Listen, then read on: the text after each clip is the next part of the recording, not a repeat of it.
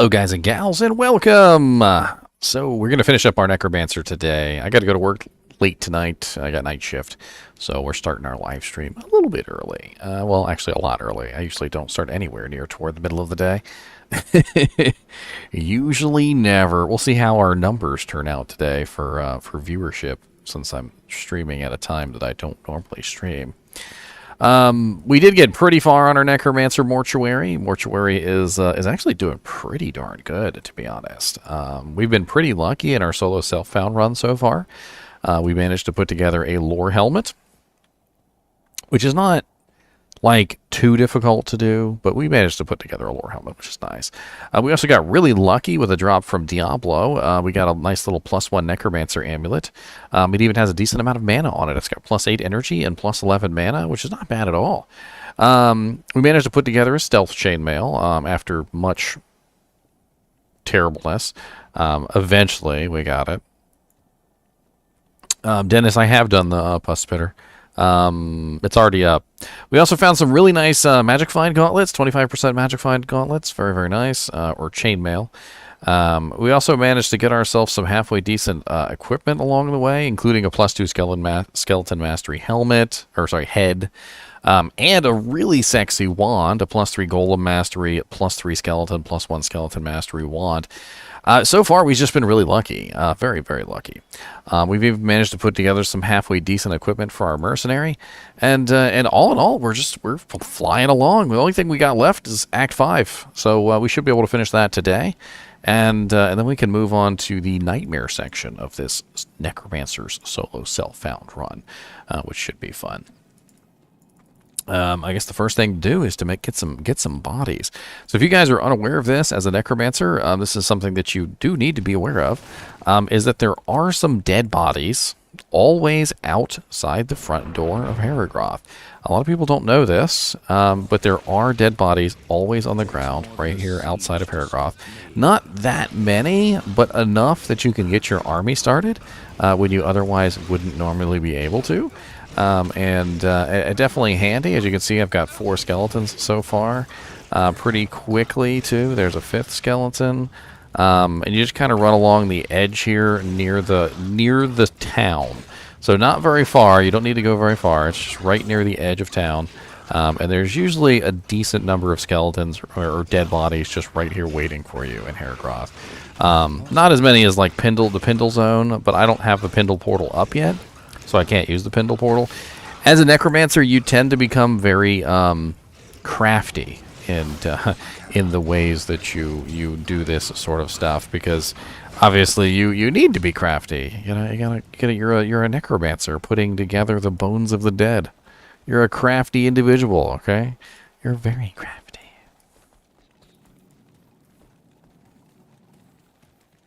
You're doing ball runs. You're doing ball. Don't touch his balls, okay? Don't touch the balls. Don't do it. Don't do it. Don't do it. I'm just kidding, of course. I don't need that anymore.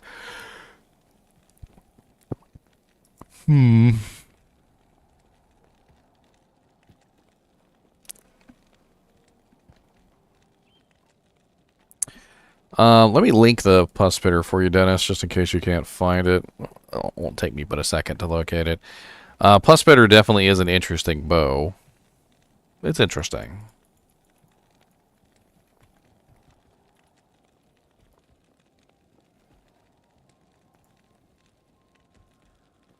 Well, crossbow.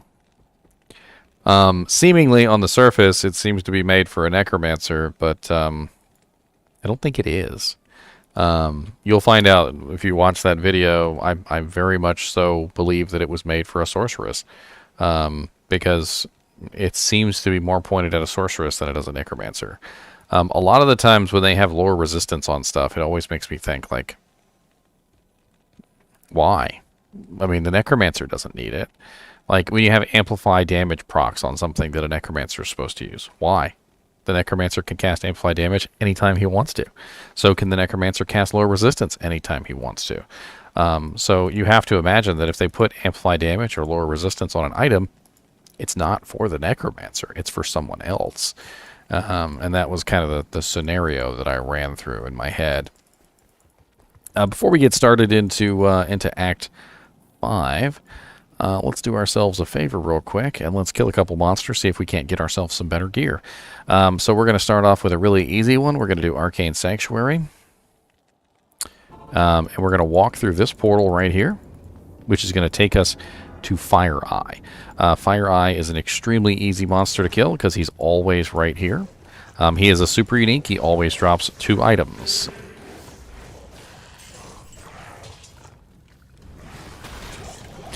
And we didn't get anything good from him, but that's fine. It's not about getting something good. It's about numbers. It's about the number of kills that we get. So he was super easy to kill. There are also a couple other really super easy to kill monsters that have some pretty decent drops. One of them is Bone Ash. We're going to kill Bone Ash real quick too. Might as well get a nice kill on him. He can drop us some interesting little items that we could definitely use on our little solo self-found playthrough. I would certainly like to get my hands on a couple of these lower level uniques that these monsters can drop. I'm not specifically farming anything. That's part of the rules of the game. Solo self-found requires me not to specifically farm for any item, but I'm not restricted from farming in general. So I can kill some monsters and see if I get anything nice. I just can't farm the same monster over and over again and target farm an item. That's part of my solo self-found restriction. It's not a bad little helmet. Freaking tri-res, 20% cold, 19% fire, 20% poison, 9 life, blade mastery, fine potion, fast rate recovery. It's actually a really nice little barbarian helmet. But I'm not a barbarian. I don't have any intention of using the barbarian merc, and it's solo self-found and single player, so there's nothing I can do with it. You'll find that a lot when you play single player, is that especially if you do solo self-found, a lot of those items are not going to be useful to you at any point in time. Let's go kill Andariel real quick, which we already have the map because this is single player. So if you guys are unaware of this, single player always has the map saved as long as you don't change difficulty settings. If you change difficulty settings, the map refreshes and everything changes. But if you don't change the difficulty settings, you know exactly where everything is, so you can just run there. So I don't really care too much about actually killing any of these monsters. I want to go kill Andariel. And we're just going to run straight to the stairs, which is down here.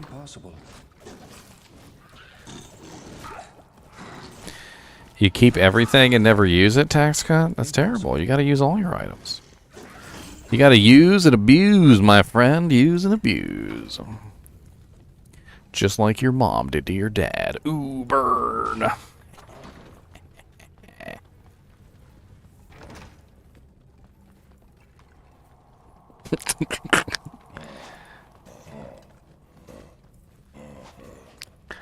That's a terrible joke for early in the morning. It's terrible. It's terrible.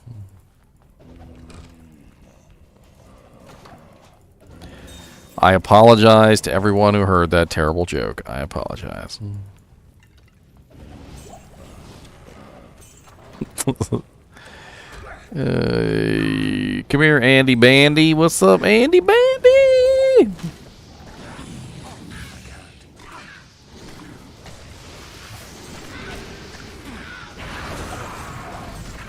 An amulet, some chain boots, a grand charm.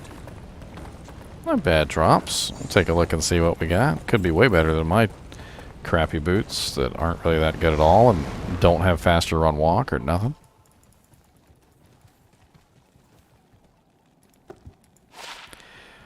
%10 faster hit recovery. I like it. They also have 7% lightning res. Less lightning res than what I have, but 10% faster recovery is better in general than the crappy ones that I was wearing. 8% magic find with a bunch of junk stats. Nothing too great there. Nothing too amazing in the pile. Nothing too amazing going down the aisle. Let's go kill Trav real quick and Durance, and then we'll call it a day. I mean Durance. I mean Mephisto.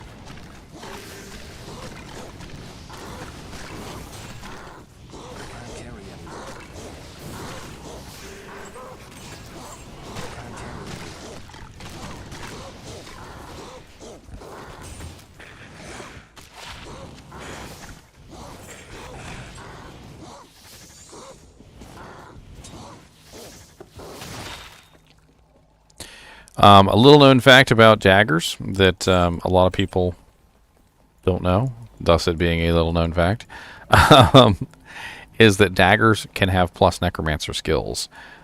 Most weapons in the game cannot roll plus skills, but daggers can.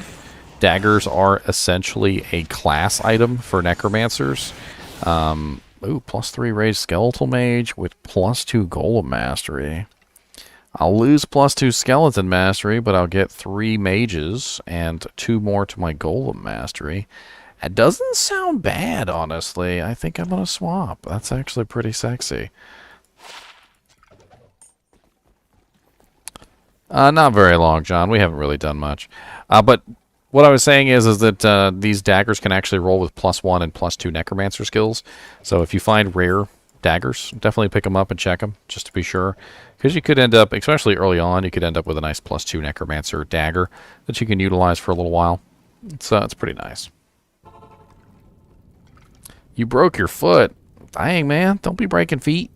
You need those to walk and jank. You know you need your feet to walk around, right? Like, are you aware of this, sir? Are you aware that you are in dire need of feet to do things? You know, like stuff and things. Okay, as long as you're aware that that you need those feet. I mean, that's the important thing. Which one is the entrance? I don't want to run all the way over there, and I think it's the one on the right. Let's check the one on the right. What's up, L'Oreal Ferdep? It's a very fancy name you have there, sir. Or ma'am.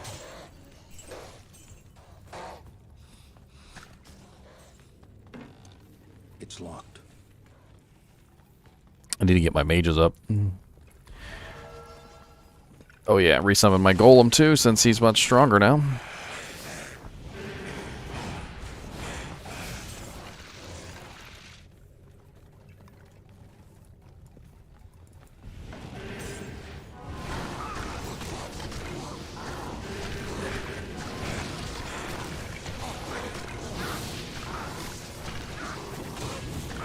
How many mages do I got? 4.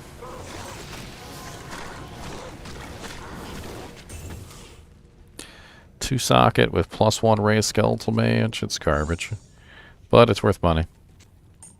35k in the bank. 35k in the tank. 35k in the bank. 35k. Ooh, +6 dex with 14% fire resistance. What? Freaking hacks over here. I'll take it. Give me a little bit higher block chance.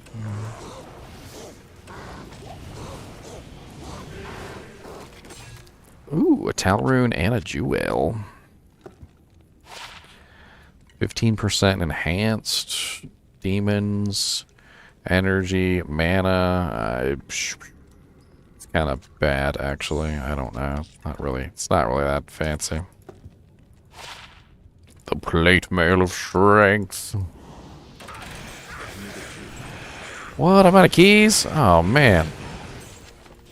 Thank you for dropping a key for me, sir. I appreciate that.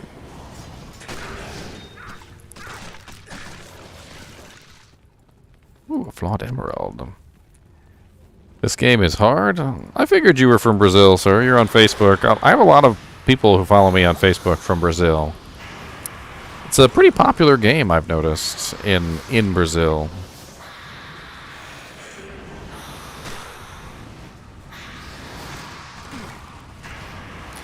Goodbye, Mephisto.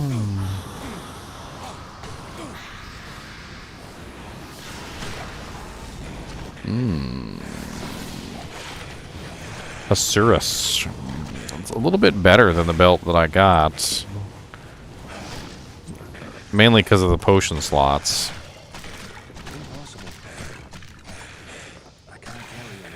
A Flamberge and a Maul, neither of which I could use.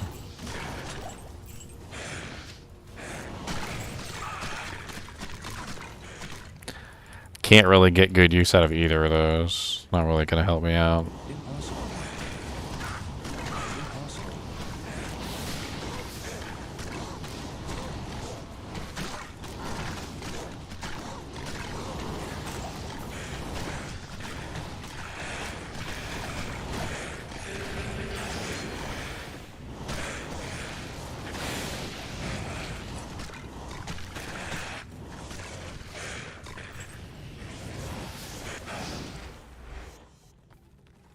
Where's my boy at?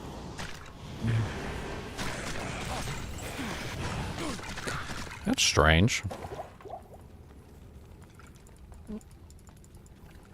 Already kill him? What's up, Teddy?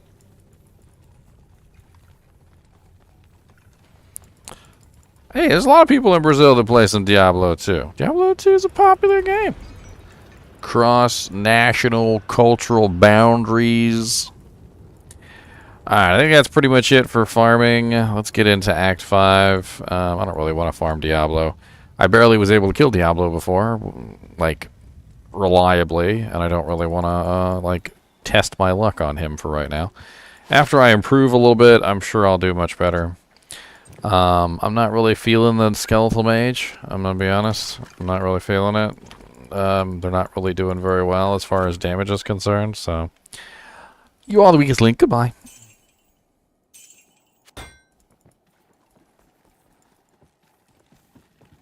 Let's go break the siege. The Siege of Osgiliath. The Siege of Gondor.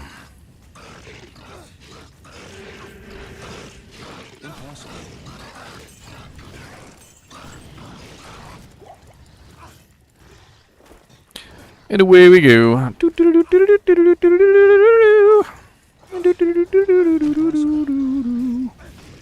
Wow.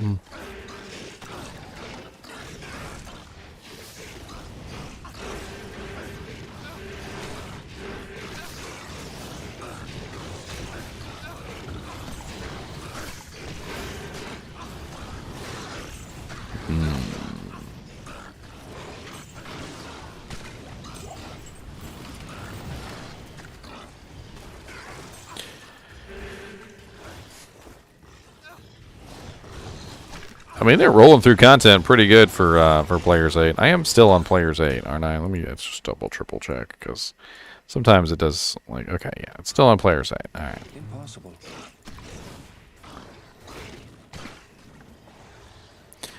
Still on Players 8. Kill this catapult.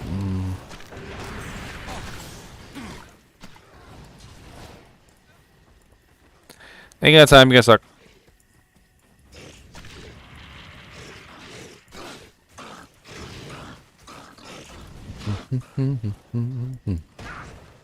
Ow.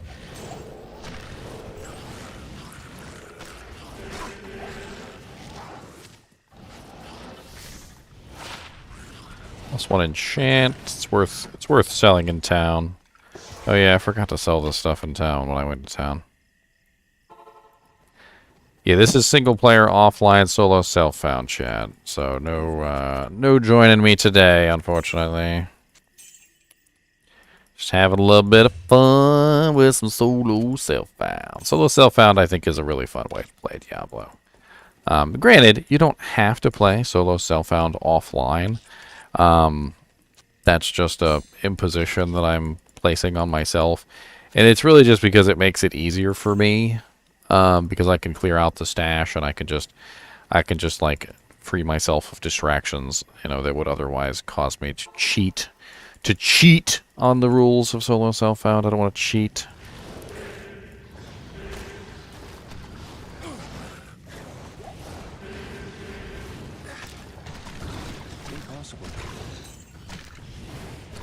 I'm not a cheater.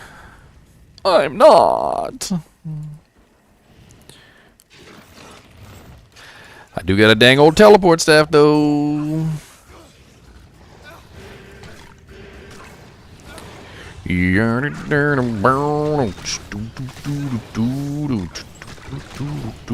This is normal difficulty, yeah. Normal difficulty, P8, solo self-found. We'll be starting up Nightmare solo self-found eventually. As soon as I finish this.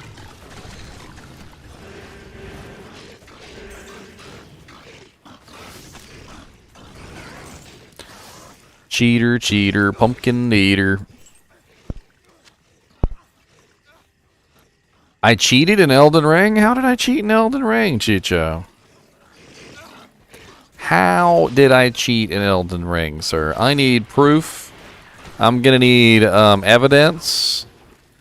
I'm gonna need more than just your word, sir.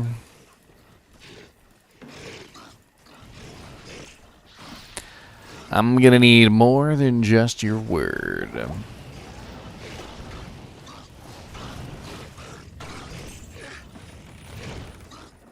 Impossible. I can't.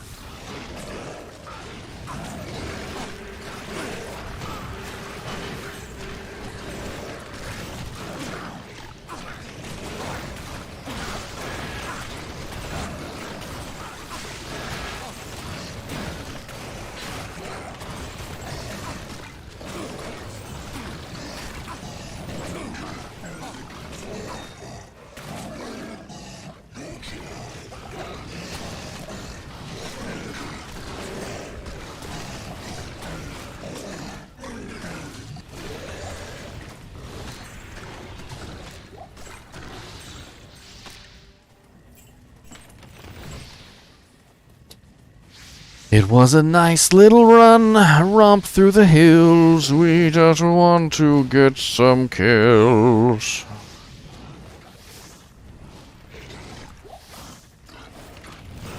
Ooh, a flawless ruby. I like flawless rubies. My, what a messy little demon.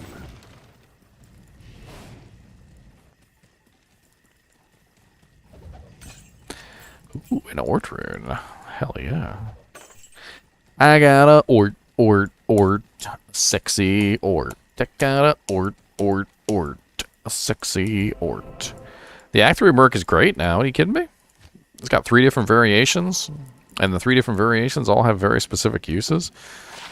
I mean, granted, it's all a use case scenario. You know, obviously you don't use the Merc if it's not a good Merc for your particular build, but like, there are definitely some very nice use case scenarios for the Act 3 Mercenary now. Sexy, sexy ones. Sexy, sexy. Very, yeah. We got the sexy, sexy. Yeah, yeah, yeah.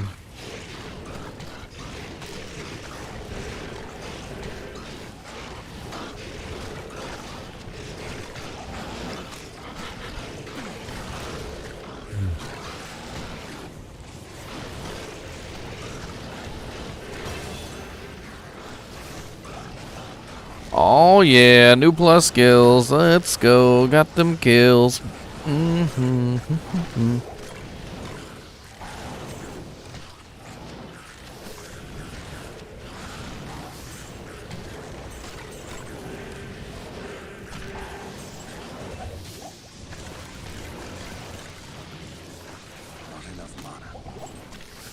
So every time you level up on a summon Necromancer, every time you level up on a summon Necromancer, and you put points into either your skeleton mastery, or maybe even your your golem mastery or your skeletal mages, make sure you're resummoning those creatures. because they don't gain the new strength until you resummon them. You have to resummon them all. So if you've already got your full army ready, and you put another point into your skeleton mastery, for instance, make sure you resummon your army, because your freaking skeletons, your skeleton mages, all of them are going to not get that buff, that increase in DPS output and health and everything until you resummon them. What's up, Tomac?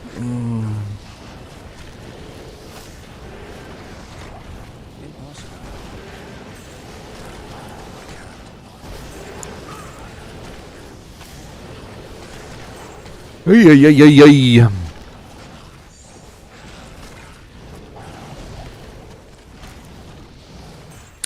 I kind of feel like I should do some gambling, but I don't really know what I should gamble for. Like, my amulet's really kind of sexy, actually, for my level. I'm running 2 rune words. I got a pretty decent wand. I can't really gamble heads. I mean, I could gamble for boots, I guess. My boots really aren't the best. I could gamble for boots. Maybe that's what I should do. But what pair of boots should I gamble for? Like, what unique item should I go for? Treads of Seathon. Maybe try and get myself a pair of Tear Haunches for the all resistances. I could also go for Hot Spurs for the increased fire max resistances. Spot hop for spurs or regular boots. I do think Treads of Seathon are interesting, but like if I had to choose, I don't really know. Maybe Tear Haunches.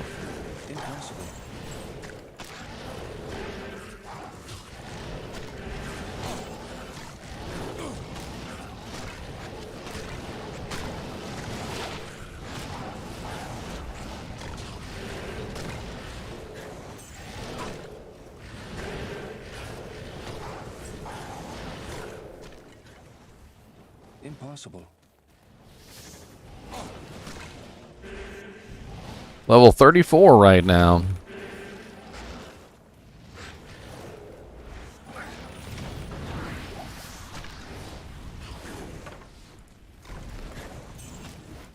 Oh, I heard a squishy head fall. Where is it? Hey, where's that Necromancer head I heard fall? Y'all can't fool me. Where'd it be? Impossible.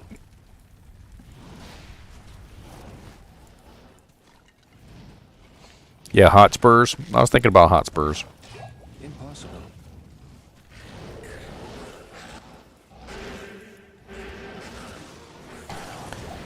They certainly have no strength requirement, I'll tell you that much.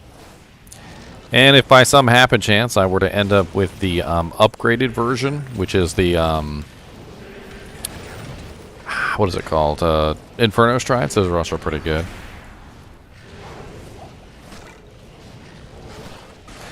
What's much more likely is I'm going to gamble until I end up with a decent pair of boots, and it doesn't really matter what those boots are. I'll just stop gambling as soon as I get a decent pair.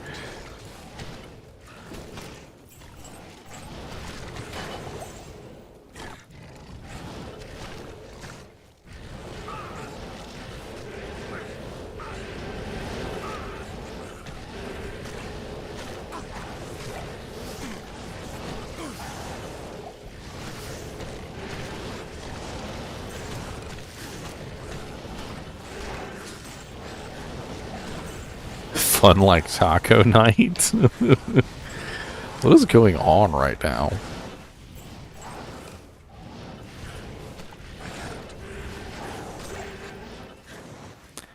It's fun like taco night, boys. Fun like taco night.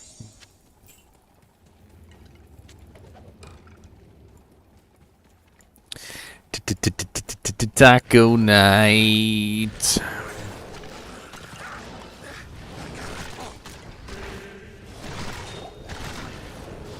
Blade Talons. I don't even know why I picked them up, because they have absolutely no use for me whatsoever. Wow, they're ITD. Could make an Iron Golem out of those that wouldn't miss. Iron Golems just don't do enough damage, though. Especially when made out of a crappy weapon that doesn't do any damage.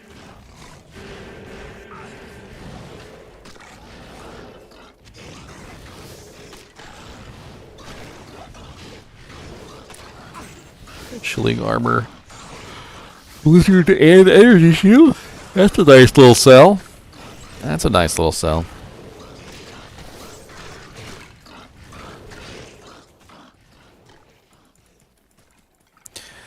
Moving on with my doll hairs to do.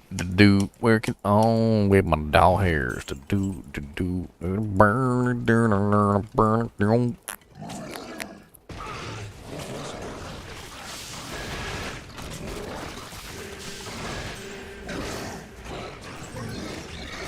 Ooh, a ring. I like rings.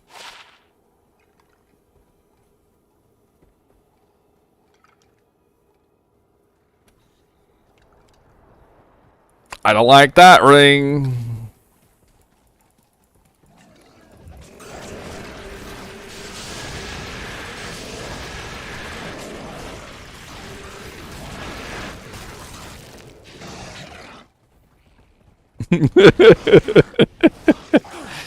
I don't like that ring at all, Sam I am. I do not like it green eggs and ham. I do not like it in the bed. I do not like it when I'm dead. I do not like it when I'm reading. I do not like it when I'm bleeding.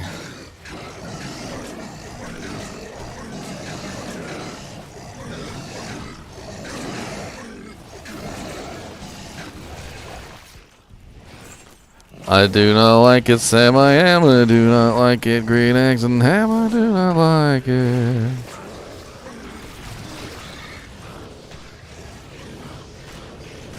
What are you still doing alive, sir? No. No.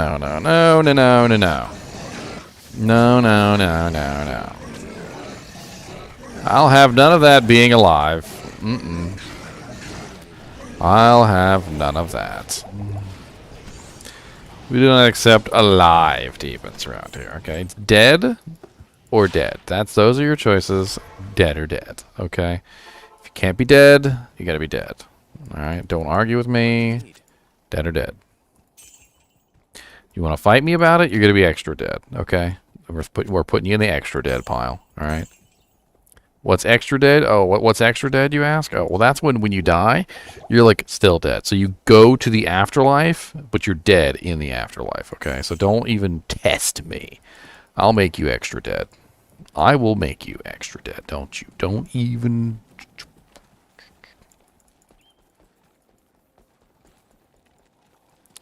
Where's Neelathak at? Neelathak already left? I can't gamble here? God bless it.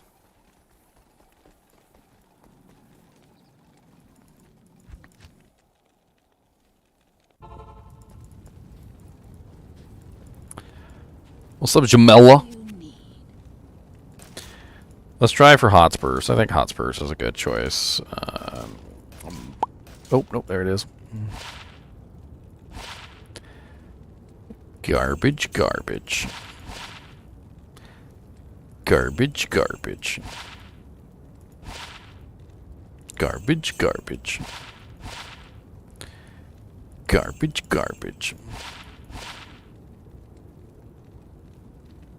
10% faster run walk with 6% magic find.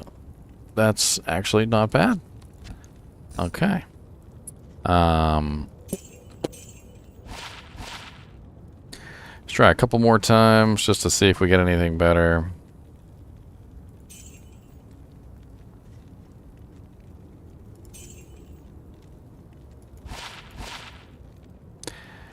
%20 faster run walk with 10% faster hit recovery and lightning res. That's actually better. That's better. I lose a little bit of magic find, but whatever. That's better. It's better. It's better. It's better. It's better. It's better. I'm trying to convince myself. It's better. It's better. It's better. Yes. Got some Nikes on my feet and I'm gonna do real well. Got some Nikes on my feet and I'm gonna hit the beat. Got some Nikes on my feet and you don't even care. I'm looking really fly and I got nice hair.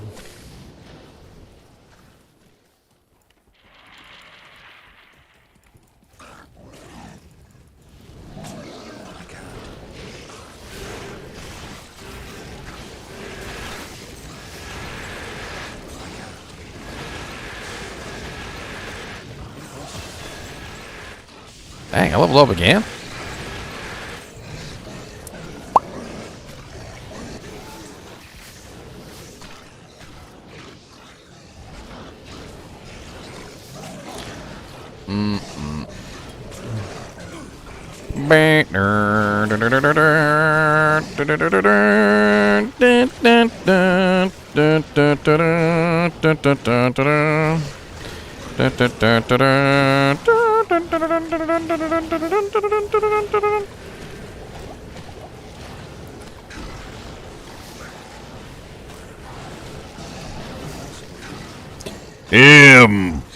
Impossible. No, Mr. Bond. I expect you to die.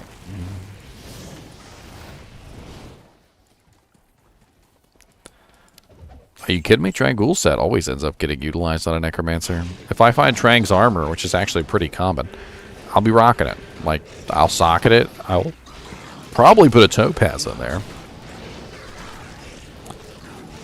+2 summon on an armor like that is actually pretty sweet.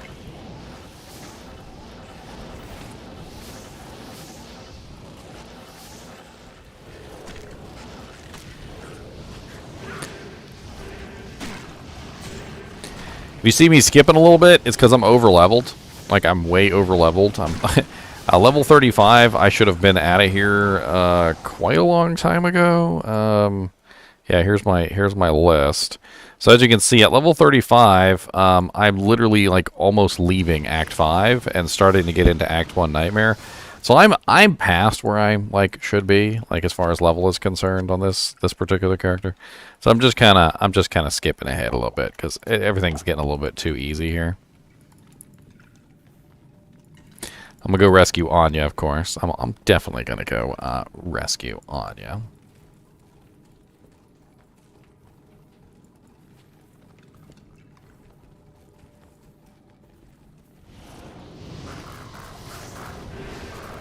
Plus, I got my beautiful teleport staff.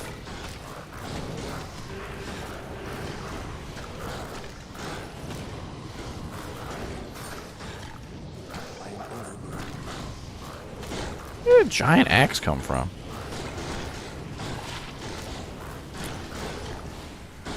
+5 strength with 6 defense. It's better than my +5 strength flat.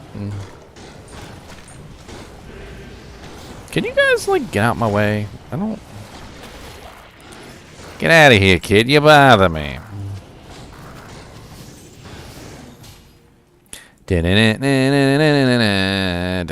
Ooh, waypoint. No, I didn't even shop for it. Twin-tailed comet. I've kind of restricted myself from shopping specifically for items. So, or rather for specifically trying to get an item. I just checked when I went to the shop, which I go to the shop often, so every time I go to the shop I check, like whenever I get new potions or I need to grab teleport scrolls or whatever, and it was just there one of the times I went to go shop, so I just grabbed it. I did farm a rather large amount of gold at the beginning of the game by utilizing several very advanced methods, and I was able to afford it. It was like freaking 200,000 gold or some bull crap.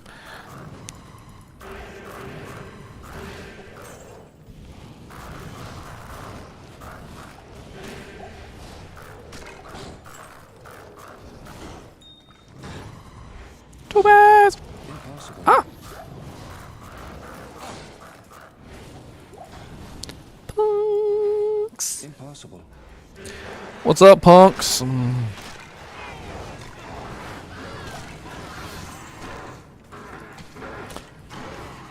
Champion Snow Grifter. Look at you guys getting wrecked. Wait till my skelly boys get over here. Wait till my skelly boys get over here. I need another soul rune, actually, now that I think of it. I do indeed need another soul rune. Impossible.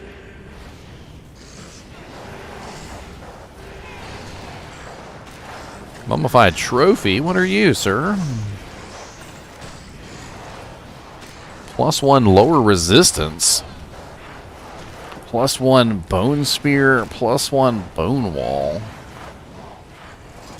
I mean, it's 35k in the bank, but it's not really something that I want specifically. I mean, the lower res is interesting, but I'm not really specifically looking at that. Although that could be an interesting alternative if I wanted to like switch over to the mages or something. I use several methods, Bootus. Yes, I re-rolled wands, basically really cheap wands, and I sold them for 10,000 gold in Act 2. And then I also used the dagger hand axe recipe, which basically allows you to turn a dagger and an axe into a throwing axe, and you basically get about 800 to 900 gold per transmutation. And I literally did like, what did I have, like 40 or so of those transmutations by the time I hit Act 2. So I was literally I literally got like 40,000 gold from that, and then I got like another 50 or 60,000 gold from the chip gem transmutations, which is another transmutation you can do. All in all, it was pretty profitable, and I ended up with I think it was like 300,000 or 400,000 gold by the time I finished with all my little get rich quick schemes.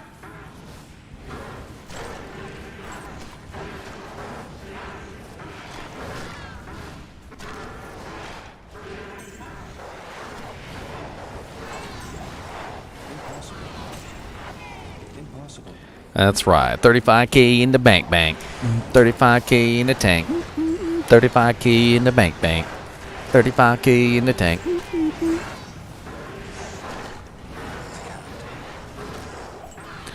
See, now I want to do a video that's literally just me, like, singing with myself. So, like, it starts out, this is what it's going to be. Like, I can already envision it, okay? It's just going to be me singing 35k in the bank, right? 35k in the bank. 35k in the tank. And then, like, up here, another one of me will appear, and he's going to start singing with me. 35k in the bank. 35k in the tank. And then a third one of me will appear, like, up here, and he'll start singing too. 35k in the bank. 35k in the tank. And before you know it, the whole screen is just filled with gingers, and we're all singing 35k in the bank. I'm going to do it. You guys watch.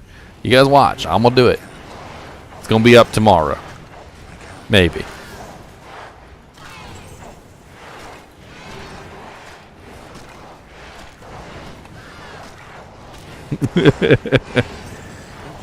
Am I going to play as Fishymancer or Poison?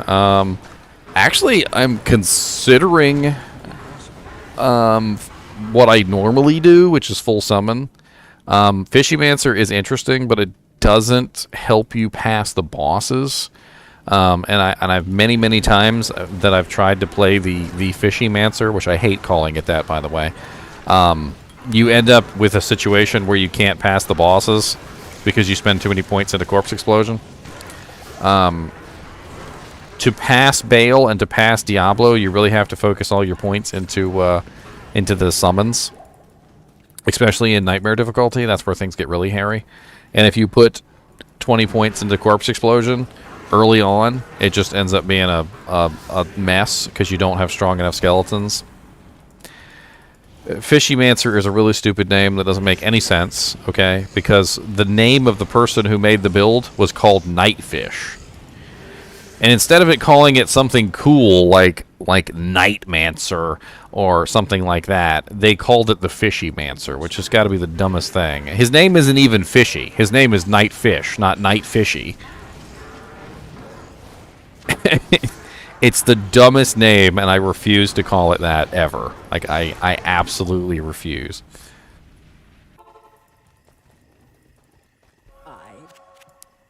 Absolutely refuse. I just straight up refusal. It's not doing it. Good evening.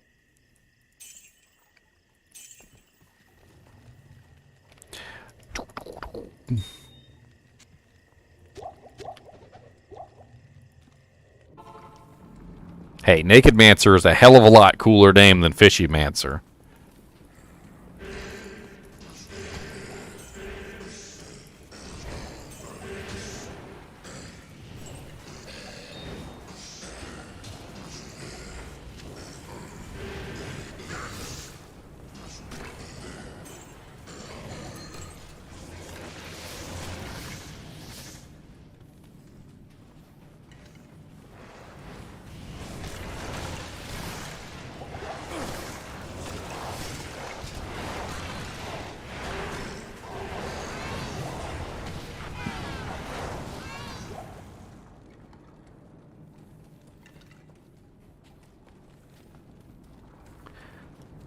Anya, I'm coming to rescue you.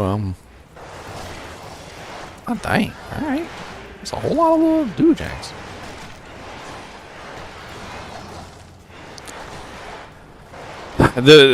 The build Fishymancer is literally just a summon Necromancer with Corpse Explosion. There's like nothing special about it whatsoever. I don't even know why it has a name. To this date, I don't even know why it has a name, because every summon Necromancer pretty much uses Corpse Explosion anyway, so I don't even understand why it has a special name. I just call it the summon Necromancer. Very few summon Necromancers will not use Corpse Explosion. Very, very few. I will be using Corpse Explosion on this Necromancer, just not right away. I can't afford to waste the skill points in Corpse Explosion until later. Maybe when I get to Hell difficulty, you'll probably see me dumping points into Corpse Explosion. That's the most likely thing that's going to happen. And by Hell difficulty, I'm going to need it.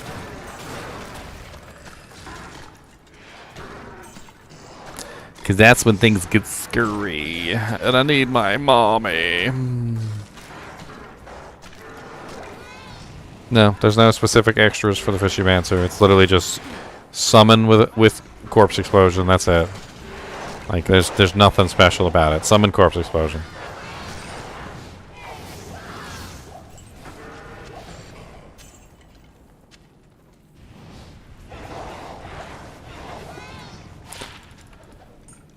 Pew, pew, pew, pew. Anya, come here. I need to rescue you. Anya, come here.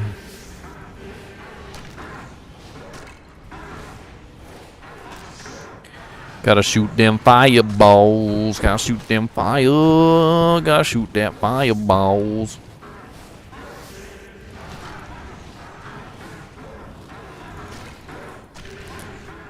I mean, I still have Corpse Explosion, even though it's relatively low level and kind of useless. I mean, not that Corpse Explosion is ever really useless, but...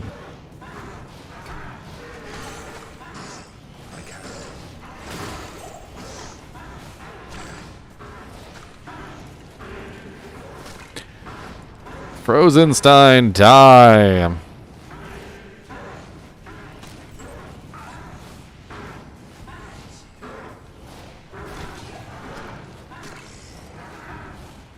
Drop me junk for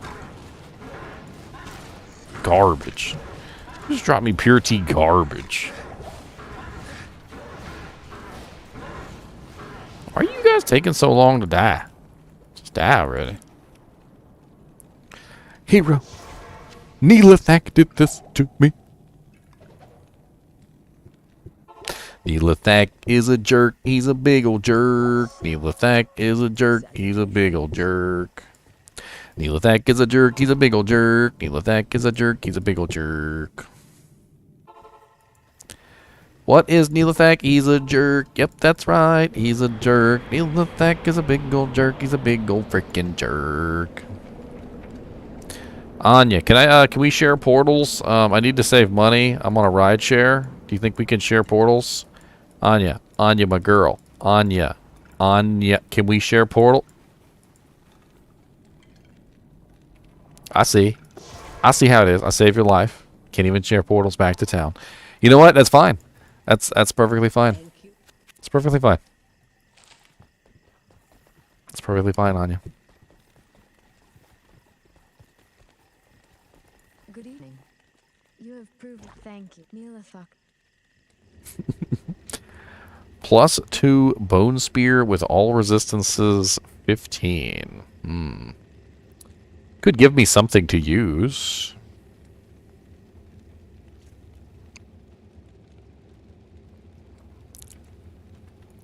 Corpse Explosion is no doubt an S-tier skill. It's also a very amazing skill. There is, however, some very serious problems with Corpse Explosion. Let me very quickly state them for you guys and gals out there in the land of the lost. Corpse Explosion does not work on bosses. It will not work on Duriel. It will not work on Uber Diablo. It will not work on, well, actually, it could work on Uber Diablo, but not Pandemonium Diablo. It will not work on Uber Mephisto. It will not work on Uber Baal. It will not work on Baal. It will not work on Diablo. Corpse Explosion is amazing, but it is very restricted in its usefulness on actual bosses where you need the damage the most. And that's where the Necromancer falters in a lot of situations. A Necromancer who is an early level Necromancer in normal difficulty who puts too many points into Corpse Explosion will not have high enough skeletons. And when he gets to Diablo and he tries to fight Diablo, Diablo will kill all his skeletons in a matter of seconds. Like that. And it's because the Necromancer hasn't put his points in properly and basically wasted them on Corpse Explosion. And this is a big setback because if you don't have decent enough, summons to actually handle the bosses, but you've got amazing Corpse Explosion, how are you going to use Corpse Explosion to kill Diablo? It's like try and lure him around the map and hope there's a couple corpses left over from when you killed everything. And then Baal, there's no corpses. There's none. Like, not a single corpse around. And same thing with Duriel. There's no corpses in there with Duriel. The only act boss, in fact, that has corpses around is Andariel. Now, Uber Iswal, Uber Duriel, and Lilith, you could technically use the surrounding corpses, monsters, but they're not that difficult to kill anyway. Iron Maiden plus Golem is such a cheap tactic. And yes, it does work, but it is so annoying. It basically involves you standing there with really crappy level Iron Maiden, which only lasts for like a couple seconds, and your Golem, which Diablo literally just kills in one hit. So you summon your Golem, you Iron Maiden. Diablo kills the Golem, you summon your Golem, you Iron Maiden. Diablo kills your Golem, you summon your Golem, you Iron Maiden, and it takes you like freaking 5 minutes to kill him that way. And it's just excruciatingly boring. And half the time you just end up running back to town for potions the entire time because you keep running out of mana because your freaking clay Golem costs 21 mana per cast. It's annoying. I'd rather just do it the legitimate way and just kill him, like I did earlier. Literally in the last episode, I literally killed Diablo the legitimate way, and it only took me 3 armies? It took me 3 armies, and Diablo was dead. And I'm actually able to function as like an actual character as opposed to just having a bunch of BS. I kind of want to go kill Neelathak real quick. I want to go kill Neelathak. I want to go kill Neelathak. The familiar scent of death.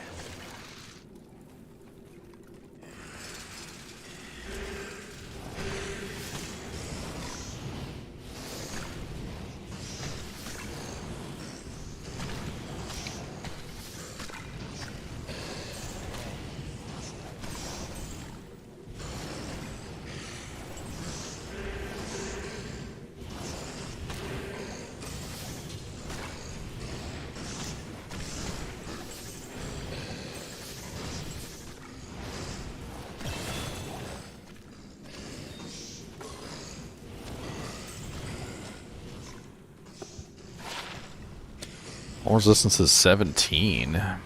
It could come in handy later on, like in Nightmare difficulty, if I need... I just need massive resistances.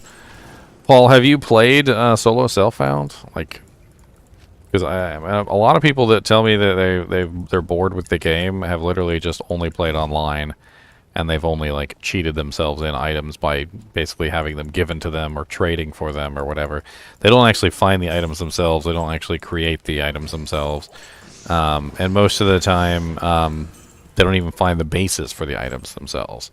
If you play solo self-found, you may find a new love for the game that you didn't otherwise have, because the game is actually quite difficult when you play it by yourself. It's a lot more difficult, especially melee characters. Sorceresses and characters that have skill-based damage tend to be a lot easier to build.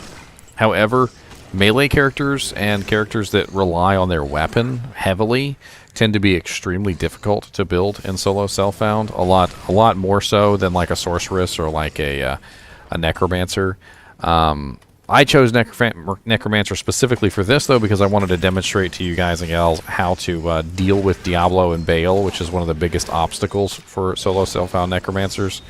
And as you guys saw in the last episode, I was able to kill Diablo fairly easily, with no issue. It's not difficult, it's just worse. I don't really agree. Solo self-found, I think, is the superior way to play the game. Over the regular way. Solo self-found basically makes it so that your character is decided by what you find and not, you know, how you would otherwise build your character. It creates more difficulty by essentially restricting you to the items that you find and not like, hey, I'm going to build the most overpowered necromancer in the world and I'm going to put these pieces of equipment on them, because that doesn't happen. Because a lot of the times you don't ever find those pieces of equipment. And if you follow my specific solo self-found rules, you're not allowed to target farm those pieces of equipment either.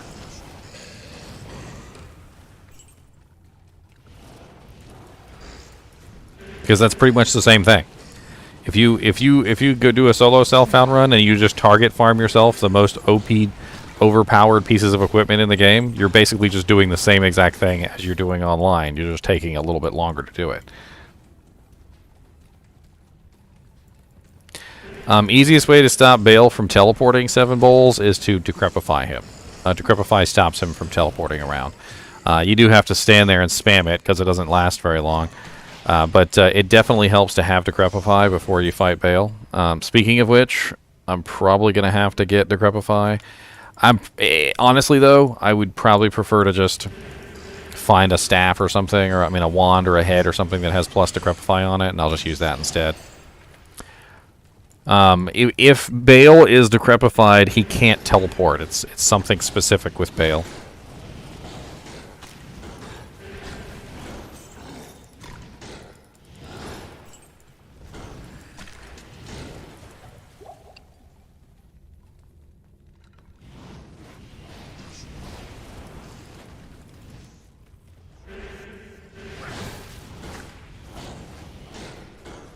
In single player, yeah, if you save and exit, the monsters all come back.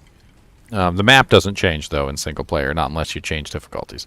As soon as you change difficulties, the map does, in fact, change. Single player is a little bit easier because of that, because you have static maps, whereas multiplayer is a little bit more difficult in terms of map creation. Some people just cheat, though, and use map hack programs, but in online, the maps are randomized every single time you create a game. In single player, the maps are not randomized until you change difficulties. But when you change difficulties, all the maps are randomized.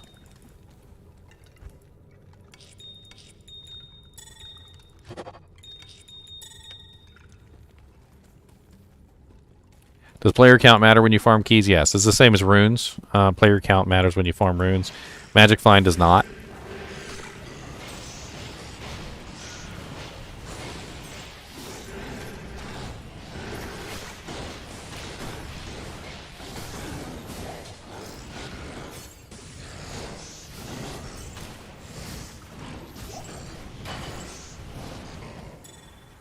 It doesn't make the game more tedious, Paul. You're completely missing the point. Let's say, for instance, you were playing a Necromancer. A solo self-found Necromancer under my rules. And you happen to find the most amazing white base for a Poison Nova Necromancer. The solo self-found has now decided for you what kind of role you play. Solo self-found is more so about utilizing the equipment that you get as opposed to deciding what equipment you need. And so if you happen to find the most amazing white base for a Poison Nova Necromancer, you go down that route. Or if you were playing a Barbarian and you happen to find just like the most amazing Whirlwind weapon in the game, you might play a Whirlwind Barbarian. Or if you happen to find the most amazing Frenzy Sword or Frenzy Axe or something like that, you might go down the Frenzy side of the tree. Solo self-found is less about manipulating basically the game to your will as it is basically playing the game and having fun, just like you would when you were a brand new player. When you're a brand new player, you don't know what you're doing. And oftentimes, as a brand new player, what you find dictates how you play your character. If you happen to find something amazing for a sorceress that has really nice lightning skills on it, even though you're an ice sorceress, you might tend to roll down the lightning tree. And it's something that you can do that is so much more fun than just simply deciding what you're going to be before you start.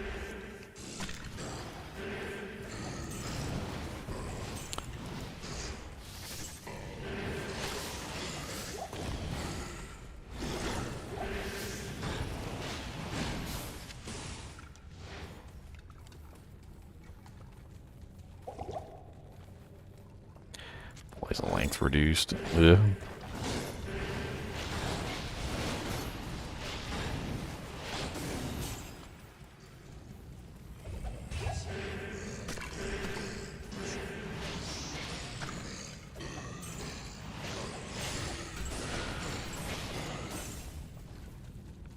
God, this is a freaking big Halls of Anguish. Holy Jesus.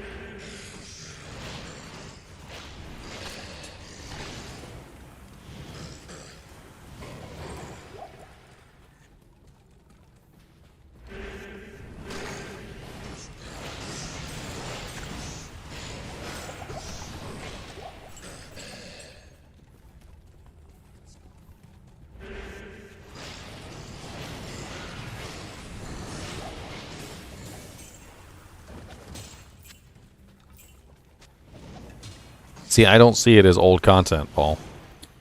I feel like you're stuck in some sort of like nasty attitude with the game, and nothing I say is really going to have any effect on you. But I'm going to try anyway because that's the kind of person I am. The concept that the game is old content is an incorrect one. The content of this game does not revolve around the quests. It does not revolve around killing Diablo. It does not revolve around killing Baal. It does not revolve around how fast you can get your torch. It does not revolve around how fast you can make your Hammerden leveled up.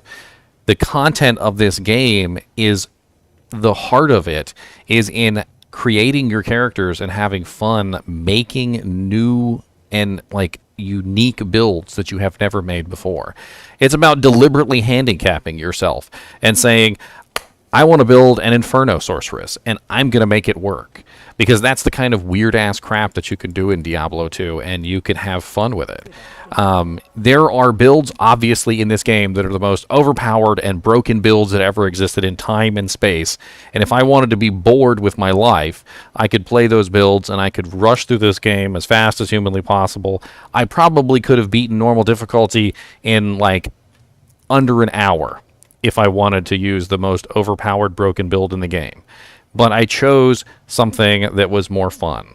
I chose to do a solo self-found run. I chose not to twink out my character.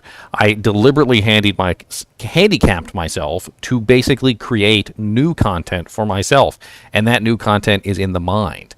It is in the challenge of solving the puzzles, even when you have two hands tied behind your back and all you can use is your toes. That's just how things work with this game. If you're unwilling to handicap yourself, if you're unwilling to go down that road and make the game more difficult for yourself so that you actually have a challenge, then yes, the game's going to be boring. If you level up a Hammerden for the 17,000th time, yes, it's going to be boring. If you level up your Blizzard Sorceress for the 18,000th time, yes, it's going to be boring. Because you're literally doing the same thing over and over again. You know exactly how to build those characters. You know exactly what equipment they need to wear. And you've already solved that puzzle. Nobody goes back and solves the same puzzle a second time. Once you've figured out the solution to the puzzle, once you've picked up the little puzzle cube and you solve the solution to the puzzle, most people never touch the puzzle again. They solved the puzzle. It's done. So why would you pick up the same puzzle over and over again and solve the same puzzle over and over again and then sigh dejectedly that you're bored? Pick up a new puzzle cube and solve a new puzzle, something that you have never done before. Play a character that you've never played before. Play a build that you've never played before. Try out the Vengeance Paladin or the Blade Fury Assassin. Build a martial arts assassin for the first time ever. It's actually been buffed quite dramatically. Play a absolutely crazy character like an Arctic Blast Druid and see how far you can get. There are like thousands of things you can do to make the game more fun and interesting than just a blase Hammerdin or a Blizzard Sorceress.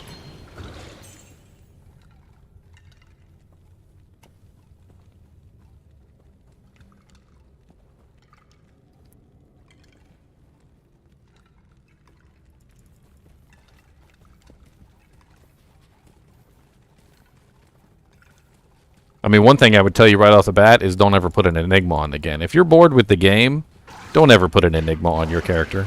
Ever again. Don't even make it Enigma. Okay? Because Enigma by itself makes the game more boring.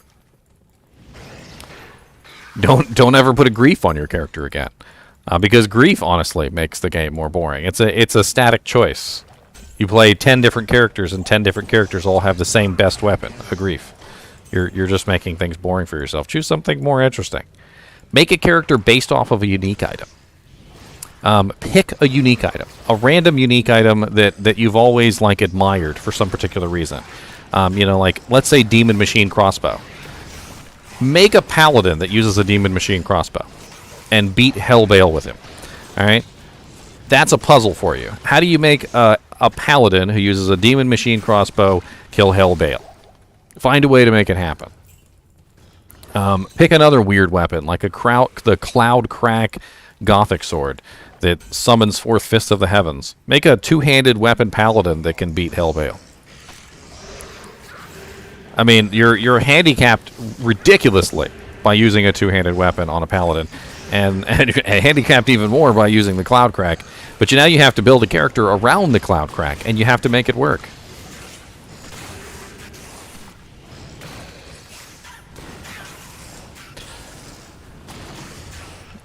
Grandfather. That's another thing. You actually just reminded me, Twin-tailed Comet. Old school builds. So somebody in my kinship recently did this. They made an old school barbarian who used a grandfather sword and a storm shield. He used one of the builds from the old days that we all know and love, and he kind of like spruced it up a little bit. Back in the day, Grandfather Sword was like the best sword to use on a barbarian. There was a time when literally that was the sword that was sought after above all else, just like Grief is now. And he decided he was going to make a Grandfather Barbarian in 2.4.3. And honestly, his Grandfather Barbarian worked really well. I was actually surprised at how well that old build actually worked.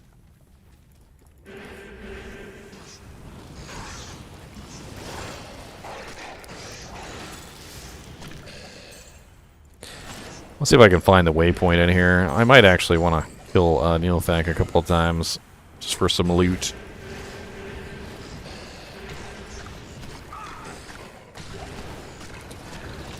And honestly, I think there's going to be new rune words in 2.5 also, which is definitely going to be fun. I'm actually pretty excited about that.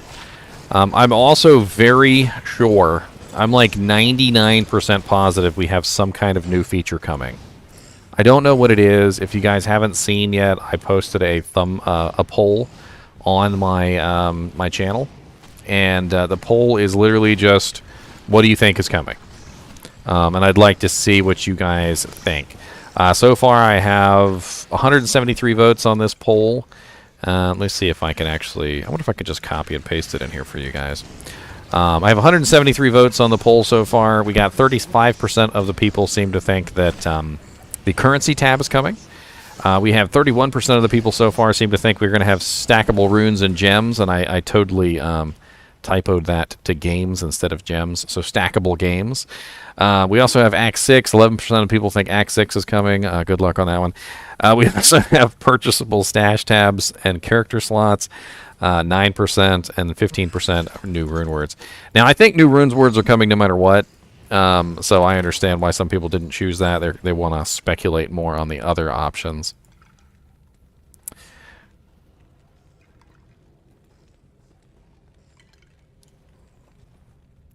We got a lot of comments here. Seriously, stackable runes and gems and skulls, plus the ability to transfer items from equipment to stash tab with right click would be very good. A big feature sounds more to me like new rune words, but I can't ever see an Act 6, so I'm guessing transmog or stash redesign or currency tab. Would be a nice addition if most of the exceptional/elite weapon bases got an extra 100% to durability stats, so many cool melee build rune words to use. Most that don't get a phase blade involved tend to get their durability lost, like it was on fire. For example, a Berserker's Axe has a minuscule 26 durability. I've always been very sad that the Berserker Axe has such low durability. Most who use such a base have to put a break into farming routines, cows, ouch, just to get their weapons up to shape again. Fingers crossed that this will be remedied in the near future. I think the most practical answer is that the currency tab with stackable runes and gems, keys, organs, etc., that can take some developers' time to make and can be considered a big feature. Rune words are too easy to create, so it's not a big feature. Act 6 will not be made, they said it. Loot filter, currency tab, new endgame, and nerf to infinity and hammered in. Wow, he's going hard on that.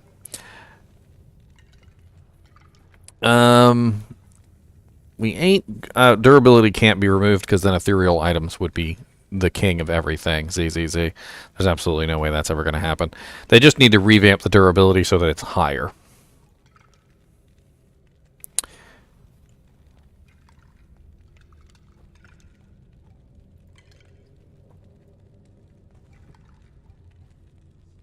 Oh, somebody just got banned. Look at that. Didn't expect to ban somebody on that post, but banned he is. And I'll even tell you who got banned. It was the idiot that was in here earlier who was talking about how boring the game is. That's right, Paul. Banned.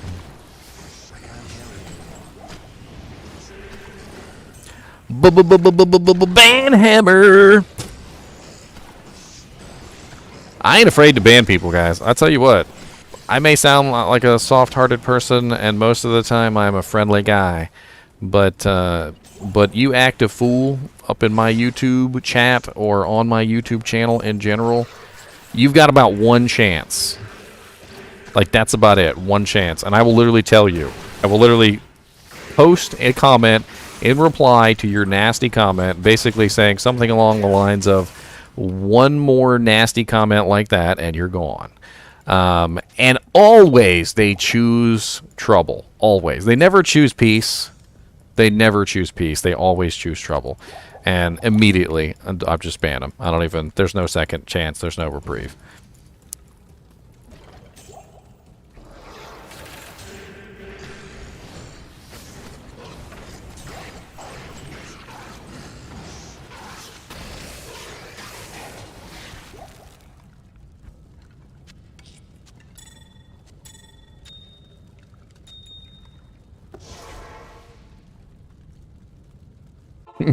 What's that meme? It goes something along the lines of was like, I don't want peace. I want problems. Always.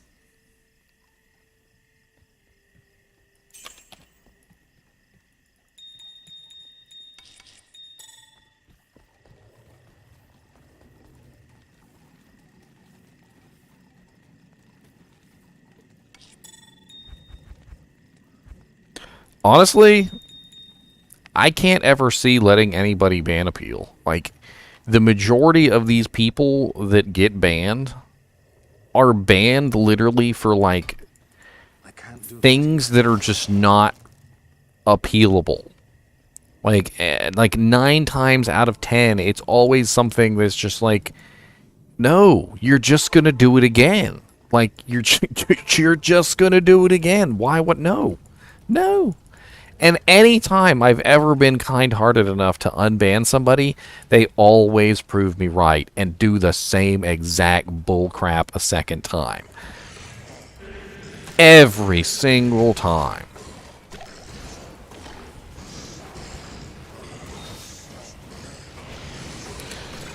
So I say goodbye to you. Goodbye.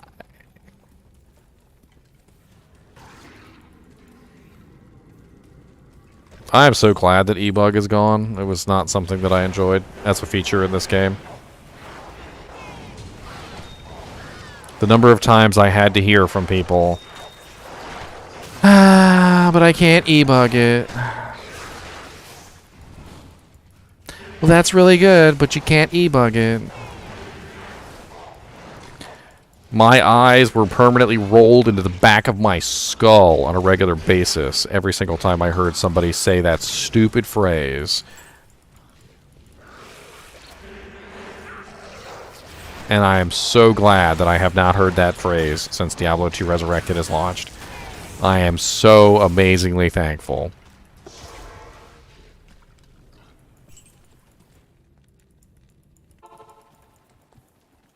The morning comes.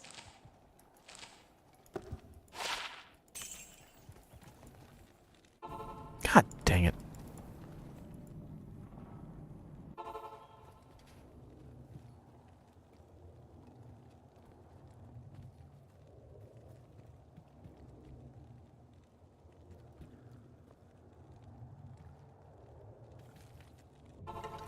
Oh yeah, I need to go rescue the barbarians. I totally forgot about that.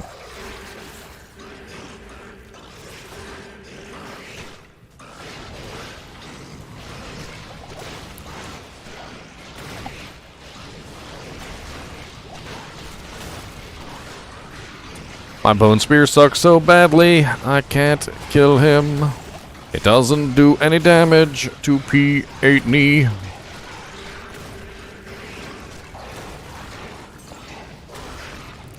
For a second there, I didn't know where Cody was.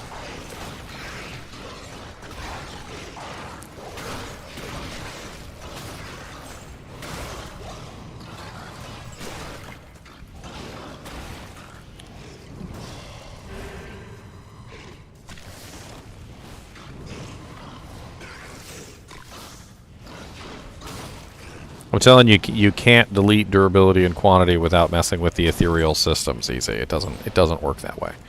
You're living in a dream world, man. I hate to tell you. If you deleted a durability and quantity from this game completely and just made all items indestructible, nobody would ever use any items in the game that were not ethereal anymore. Ethereal would become the king of all items, and literally half of the items in the entire game would literally just get thrown on the garbage on the ground as garbage. F is only the meta in specific instances where you can have an ethereal item with unlimited durability. For instance, Wrath of the Dying uses a Zod rune, so yes, you're going to use an ethereal base, but you don't use ethereal bases for items that cannot be indestructible. The only items that you use in that particular scenario are items that are designed to be that way. Like, for instance, Titans is designed to have a repairs durability mechanic, so people seek out an ethereal version of Titans. However, Thunderstroke is not repairs durability, so Thunderstroke is not sought out as ethereal. Tomb Reaver has 3 sockets. That's the reason why it's sought out as ethereal, because Tomb Reaver can be Zodded along with other runes.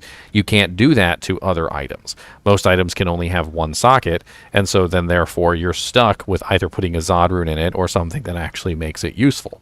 With the Tomb Reaver, you have 3 sockets, so you can put a Zod rune and 2 other things that make it useful. It's part of the design of that particular item.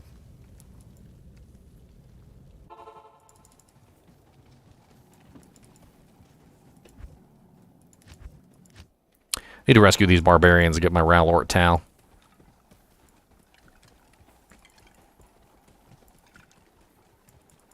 Now, Rune Master is an item that I would like to see changed. 95% of the uniques are not trash, actually. Pretty much every single amulet and ring has some kind of use because there's no rune word amulets and rings. Items like Mage Fist are still best in slot.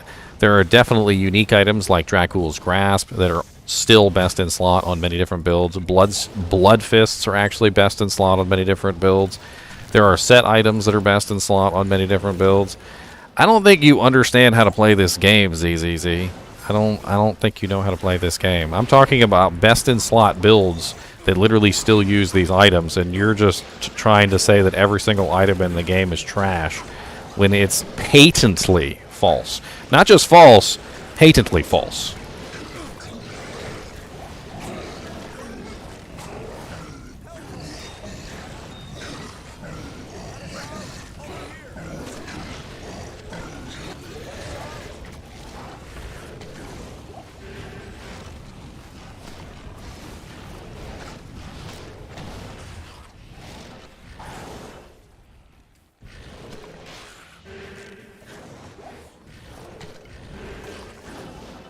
A lot of ethereal items that don't have repairs durability are used in PvP. So yes, F Blood Fists do see use in PvP. Regular Blood Fists in PvE.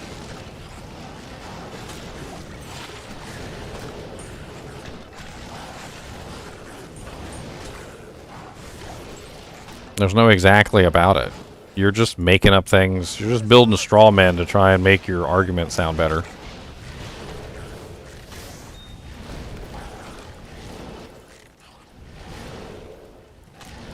Pretty sure the other one is right here.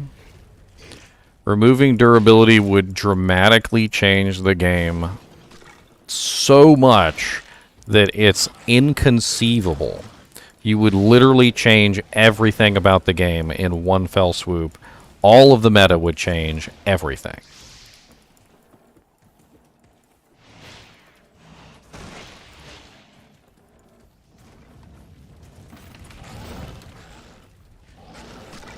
Example, you would literally make items usable in the ethereal form that are not usable in the ethereal form, and deliberately so.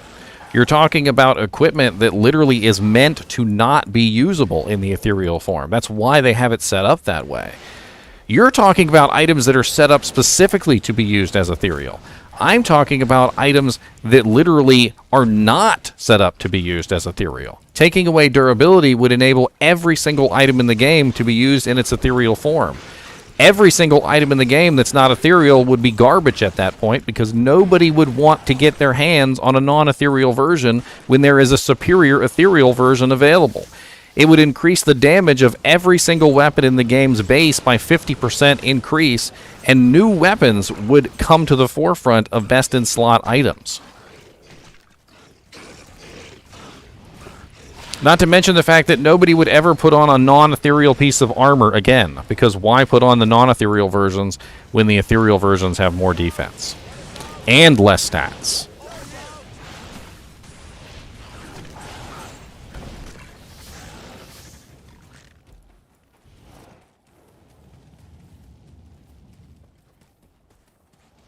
I did indeed have an F Shako with 1 durability. It ended up going on my my Act 3 cold Merc, if I remember correctly.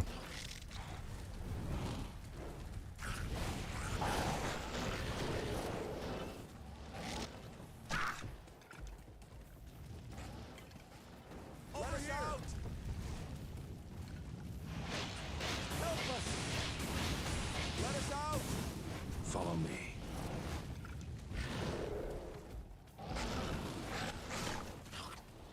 Nth Grief Circer isn't even a good example.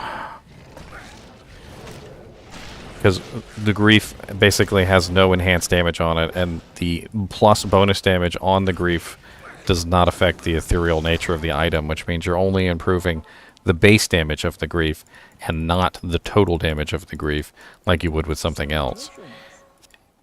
It's not even really a good example.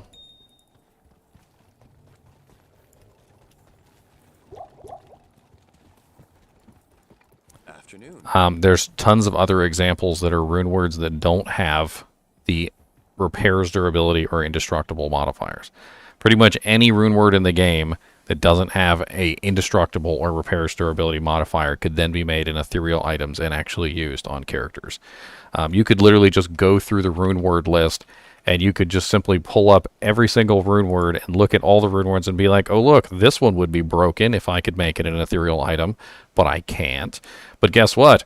In ZZZ's world, where there's no durability on any items, well, guess what? I could make this in an ethereal item and it doesn't matter, right? I can just put this in anything. I can take a Crescent Moon. Crescent Moon's not not repairs durability, and it's not indestructible. But I can take a Crescent Moon now, and I can put it into anything. I can put it into an Eth Conquest Sword. I can put it into an Eth Cryptic Sword. What does it matter, right? Because it's all ethereal weapons are better anyway, so why put it in a Phase Blade at this point? I might as well get the extra physical damage. I can put a Plague in an Eth Conquest Sword and use that on my character as opposed to a indestructible Phase Blade. I could put a Black into a Eth weapon and it will never break. One of Black's literally biggest downsides for its massive crushing blow is the fact that it literally breaks in like 10 seconds. Because you literally attack so fast with Black for that crushing blow, you end up with a weapon that's broken in 10 seconds. Well, guess what? Your weapon's not going to break, and now you can make it an ethereal item, and you can get extra damage from it too. You can literally do this with anything. Unbending Will. Unbending Will doesn't have any kind of Zod or repairs durability mechanic, and can now literally be made in like an Eth Colossus blade, and you can use that on your Barbarian. You could put hundreds of these rune words. Literally just any rune word that doesn't necessarily have the ability to be put in an Eth weapon and used on an actual player character. You can put them all in Eth weapons now. And I guarantee you new meta would emerge and new best in slot items would come about.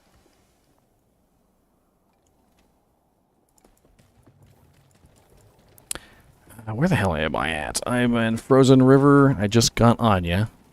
So, Crystalline Passage. Oh yeah, let me get my runes. I forgot.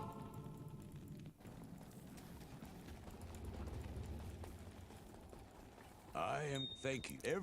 Get my runes.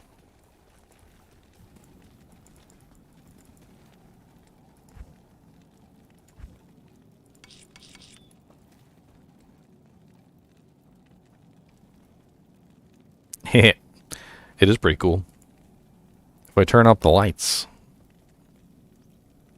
can't remember. It should work. It's kind of like a. Might have to tweak it a little bit.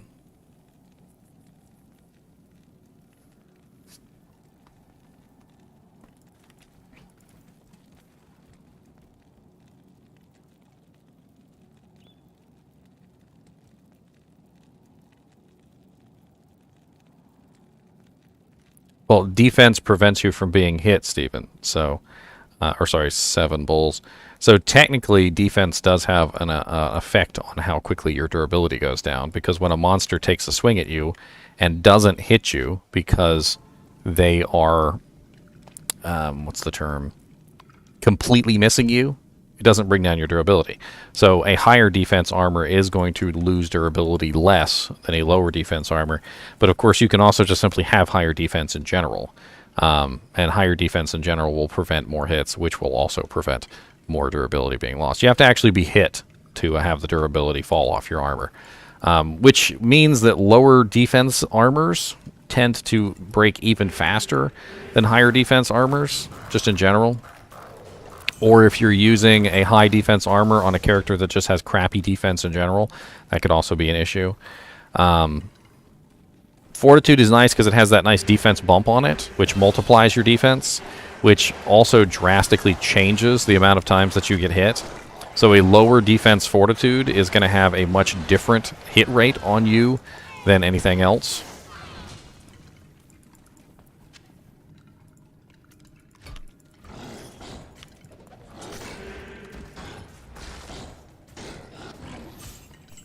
I can't remember the exact amount of defense increase that Chilling Armor gives you, but since it's multiplying your defense, it's like, you know, say if you just have like 100 defense difference on your armor, it might not seem like that much. But Chilling Armor is multiplying that 100 extra defense by the percentage on Chilling Armor, which is what, 15%? I believe it's level 15, right? Yes, it's level 5. I think it's 15 anyway. It's 158% bonus defense. So 158 bonus defense gives you a bigger gap than you think when you're considering Fortitude.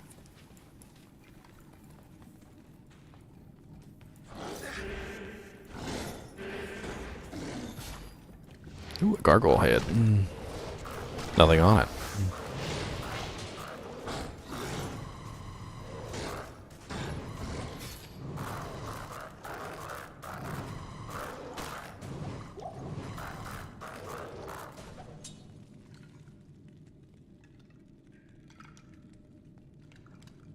Yeah, I do use a green screen. I don't know if you guys want to. I have my chair. My chair is green screen too. All of it is green screened.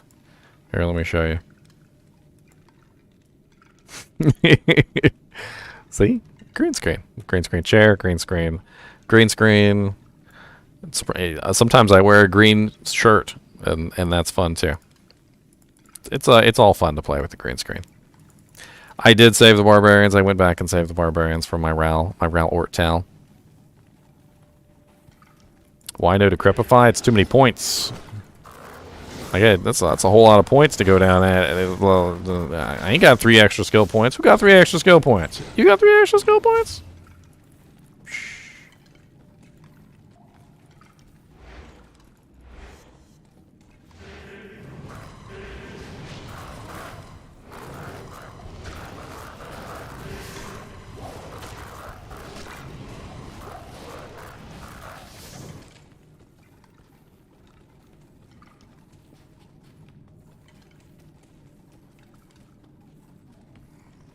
I'm just going to move on. I did already find the waypoint, and I already got Anya. Let's just go on to the next zone, shall we?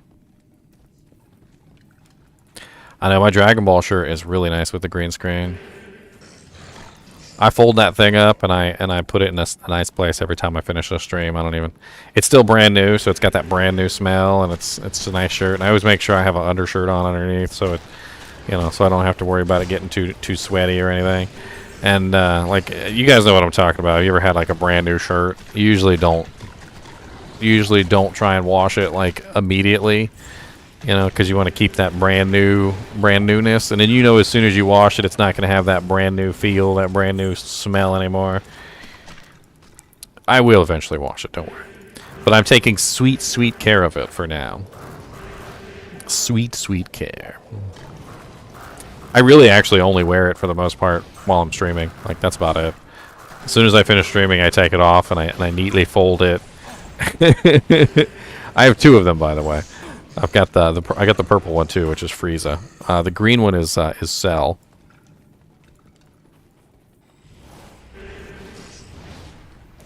Shale or an Athrune and Windforce. I guess that comes down to, do you have any kind of issues with attack rating? Do you have attack rating issues on your Amazon?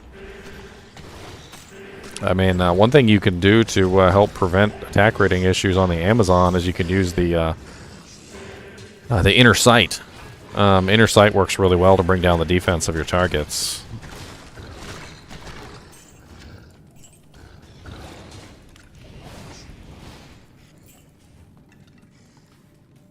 I think ultimately you're better off with something that speeds the wind force up, because it's not exactly a fast bow. It's a 10 base, and the faster bows are negative 10 bases.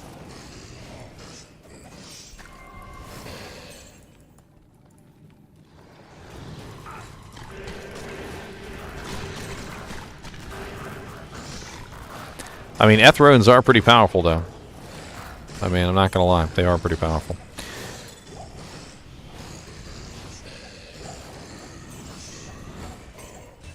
Hey, my new video came out. The Doomslinger. I got a lot of videos coming out. I'm gearing up to finish the unique item series. I'm very close. The unique item series has been a long and arduous but very fun process. I've actually come up with a couple builds and theory crafts by doing these videos. And definitely have had a lot of fun with it, although I am kind of excited for it to be over. Not because I don't like doing it, don't get me wrong. Actually, the opposite. I'm actually kind of excited because I want to get started on some new series that I have planned. I have a new series that I'm going to be doing. It's a very easy series. Let me post this real quick before I talk about that. Bink, bink. It's a really easy series. It's basically about the bases. So what I'm going to be doing is I'm going to be making videos that essentially go over a specific type of base. So let me give a very easy example. Paladin Shields.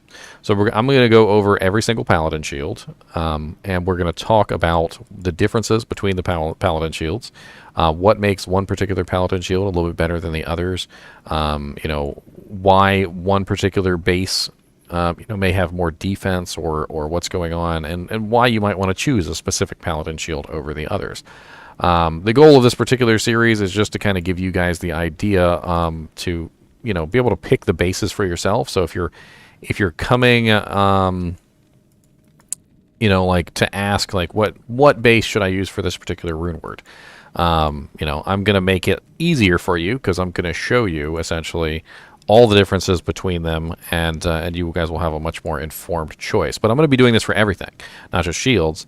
I'm going to be doing it for the weapons. I'm going to be doing it for the armors, all of it. We'll have some fun playing around with all of these, and so that you guys know which bases are kind of like the more superior bases and what each base is particularly used for. Because it's not always a question of which base is the superior base. Sometimes it's the question of which base is the right one for me. Because there are a lot of things like that in the game, especially when you're talking about something like, say you're picking a sword for your barbarian. Phase Blade is not really a good choice for the barbarian merc. The barbarian merc can only use one-handed swords. He cannot use two-handed swords, even if the two-handed sword is usable as one-handed. The Phase Blade is really fast, but he's a frenzy barbarian. It's extremely easy for the frenzy barbarian to hit the really high breakpoints because frenzy allows them to get really far in that particular category. They're also mercenaries, and they can utilize ethereal items where regular players cannot. So again, the Phase Blade makes another very poor choice for that particular mercenary because you need to find an ethereal base for him. Maybe an ethereal dimensional blade, or an ethereal conquest sword, or an ethereal cryptic sword. Whatever it may be, you kind of have to actually put a little bit of thought into it and figure out what weapon would be the best one for that particular mercenary. And on top of that, there's also socket concerns. So if you're trying to do like a 3-socket rune word like Plague, there are more choices than if you're trying to do, for instance, a 4-socket rune word. Like why can't I think of one right off the top of my head? It's a 4-socket Oath is a 4-socket rune word, right? Oath. Like if you're doing Oath, that's a completely different thing. So there's bases that you can choose for Plague, like an ethereal, not the War Sword, not the what the hell is that frickin' one called? The Elite War Sword.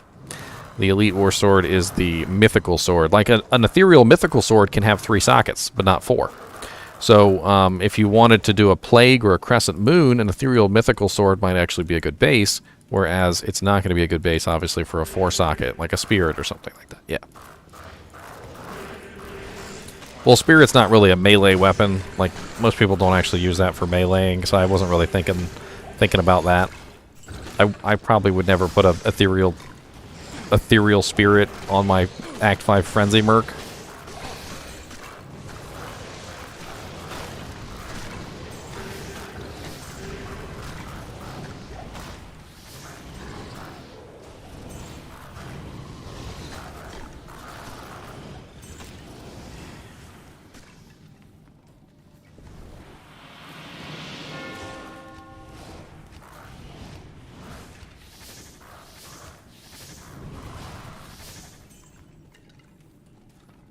Hey, we found the waypoint. Nice. Anyway, look forward to that series. I'm not really sure if I want to break it up into normal, exceptional, and elite yet. I'm considering it. There is a particular reason why I was thinking about breaking it up into normal, exceptional, and elite. And the reason for this is that there are actually differences beyond just damage between like exceptional and elite versions. I can give you a very clear example of this. The Tulwar is a slower base than the Hydra Edge, despite the fact that they are basically the same weapon. There are actually a couple things like this. I believe the Colossus Blade or the Colossus Sword. I'm not sure which one, because they're very similar, and I need to like look at them better. But one of them actually gets slower when you upgrade it, so it actually loses speed. And there's a couple things that happen like this throughout the bases where literally the exceptional version will not be the same speed as the elite version. Sometimes you lose speed, sometimes you gain speed. In fact, some of the elite bases are completely different in a lot of ways. They have like much higher maximums and much lower minimums than their predecessors.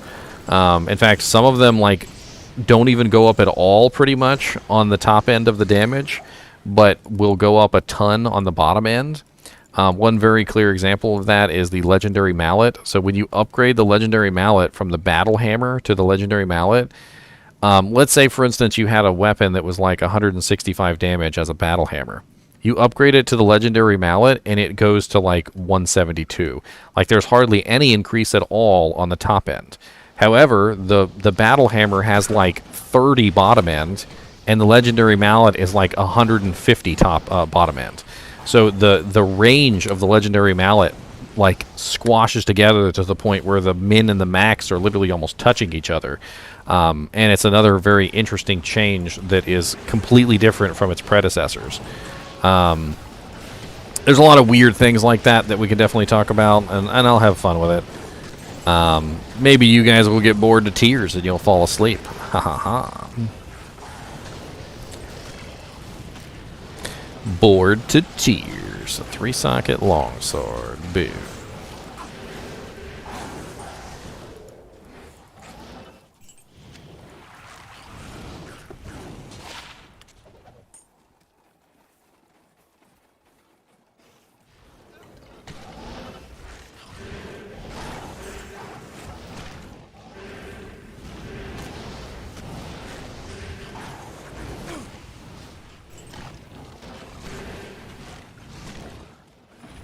Shields are also very interesting.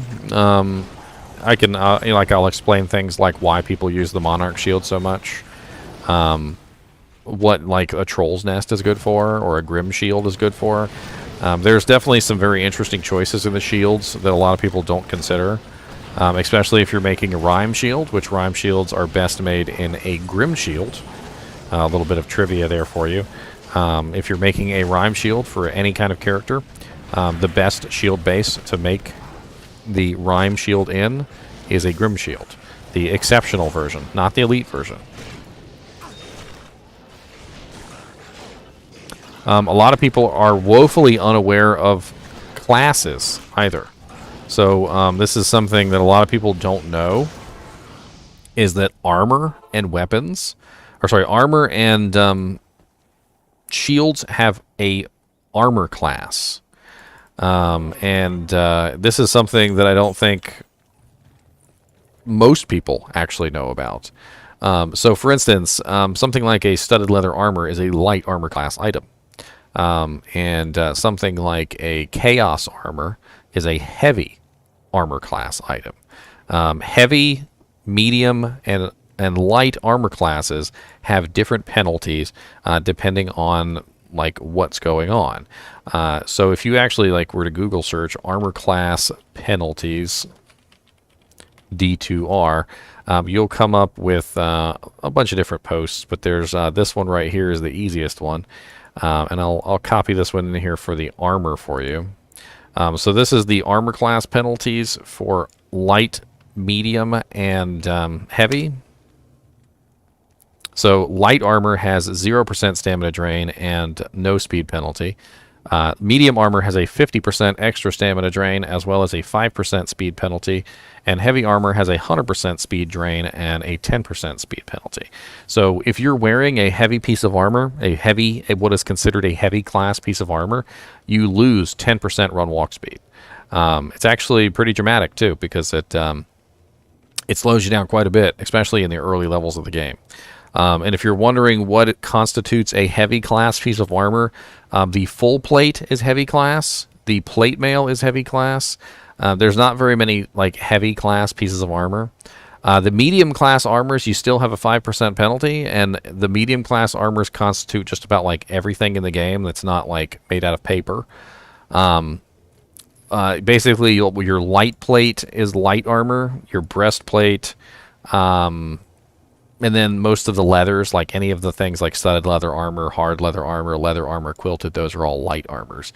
That's the reason why many people will choose the Archon plate or a mage plate or a light plate over other armors, because it is a high defense plate that also has relatively low penalties. It has no penalties because it's a light armor class. Shields also have armor class as well, and that's the reason why the Grim Shield is one of the better armors, because it has a very low penalty. It's the light class armor shield. Monarch shields, I believe, are medium class. Yes, heavy armor does have a very pretty appearance, but that's why sacred armor, ornate plate, and ancient armor is so great, because ancient armor is a medium class. And that's one of the things that's really cool about it, is you get that heavy armor look that a lot of the heavy armors give you, but it's a medium class armor, not a heavy plate. So if you want that heavy armor look, the ancient armor, the ornate plate, and the sacred armor are your go-to pieces. Now, the sacred armor obviously has way too much strength requirement, but the ornate plate is only like 180, and it's actually pretty good defense, believe it or not. It's about the same defense as most hell difficulty plates.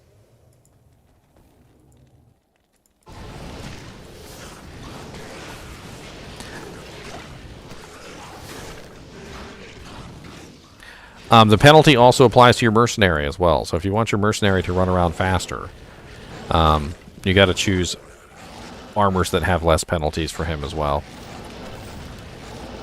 If you want your mercenary to run around fast. Some people don't care.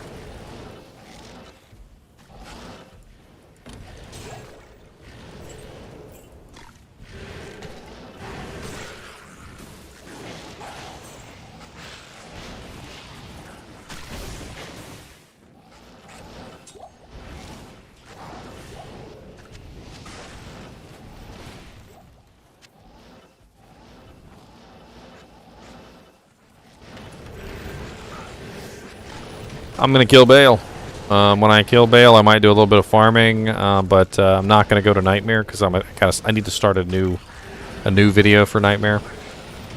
We'll probably do that tomorrow. I'll start the solo Self-Found Nightmare run tomorrow. That should be fun. Everything I do here and now is definitely going to have an effect on that.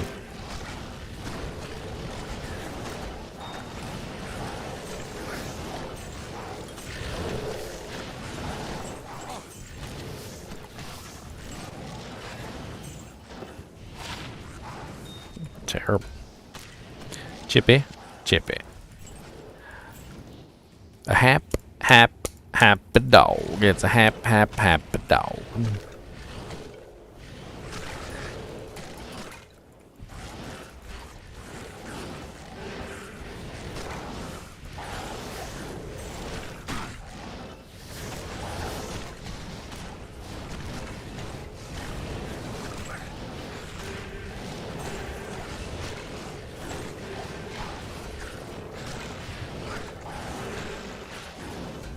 A spirit could be useful, but I'm really hoping for a rare Necromancer wand. Cast speed is not my primary concern, and spirit is really just about cast speed. Yes, it's +2 to all skills, but as of right now, I have a +3 raised skeleton at +3 golem mastery, which is doing me a little bit better than the +2 skills is going to do me. I mean, granted, the +2 skills will give me some other effects besides my skeletons, my army specifically. But I'm not really 100% sure that I really need that. Like, my army is my main form of damage, so it really comes down to, do I specifically need the other things beefed up that the +2 to skills would give me. I mean, yeah, there's other things that Spirit does, but I'd rather have, like, a really nice wand. There's a couple really nice wands for Summon Necros. I'm trying to remember the one that's a low-level one. It's actually one that I can actually find pretty early on if I'm lucky. And it's actually one of the best ones for a Summon Necro. I'm not talking about Arm of King Leoric, because that's a little bit later, and I don't think you can find Arm of King Leoric as early as I would like. The one I'm talking about is Cairn Shard. I believe Cairn Shard can drop relatively early in in like Nightmare difficulty, whereas Arm of King Leoric is much later. Silos, pen. Let's take a look real quick. Why not? We'll take a quick look at Silos pen. How much magic find do I have? I currently have 31%. Woo, boys! 31% magic find. 31% magic find. All right, let's take a look at the Karen shard real quick and see. From Eboses. Let's restrict it to normal. Does it drop in normal? It does drop in normal. It has the possibility of dropping from Baal. Interesting. So we could potentially get a Karen shard from Baal if we're lucky. Not too bad of a chance either on that. Like it's what, 1 in 5,000? No, 1 in 3,000 because it's a quest. So 1 in 3,611. I could always tack on a little bit more magic find before I kill him too to see if I could maybe snatch it a little bit early. And Dariel also has a pretty good chance of dropping it as well. So I could get lucky and I could grab a Karen shard. Later on, I also could get lucky and find an Arm of King Leoric. Who knows? Either one of those would be nice. I wouldn't complain about either one of those. I'd be like, yay, those are very nice. I'll take those ones right off your hands. Come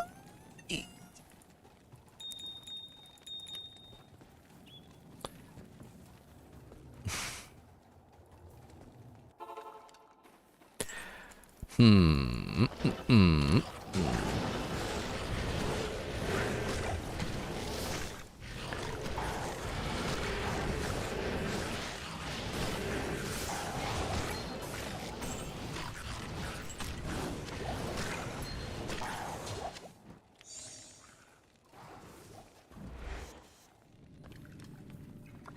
We're in the ancients' way, we're in the ancients' way. Hi-ho the Dario, we're in the ancients' way.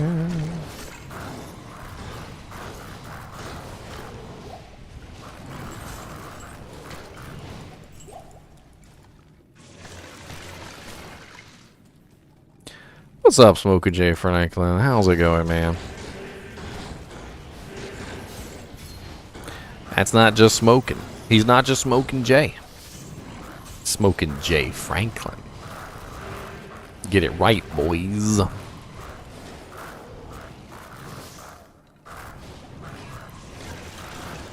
need mana.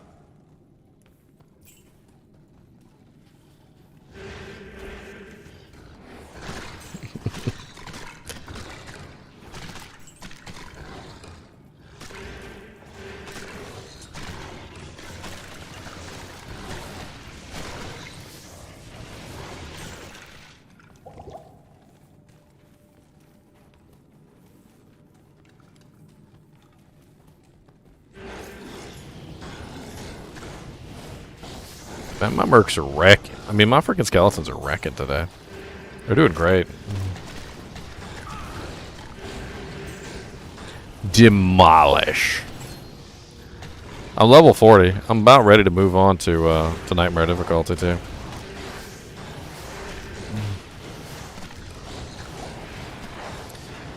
A +3 rabies, 3 socket helmet. That would be an interesting find if you were a druid. Like nice little rabies druid early on.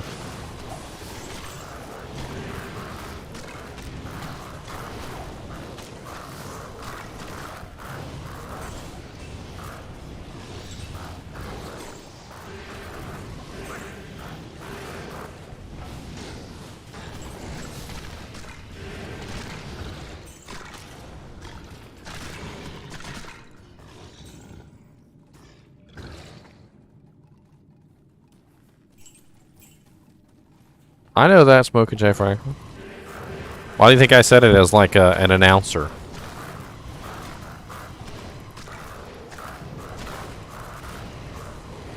In this corner, we have Smoking Joe Fraser, weighing in at 225 pounds, and hails from West Sussex. I'm making up that part. And in this corner, we have Smokin' J. Franklin, weighing in at 228 pounds, and hailing from the butt crack of hell.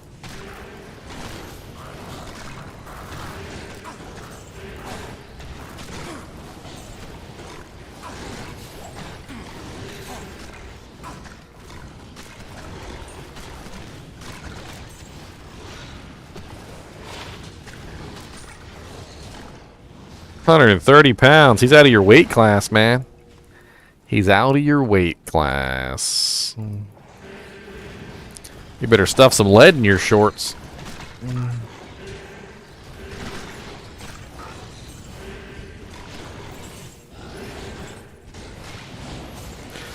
I do use Clay Golem. He just dies all the time.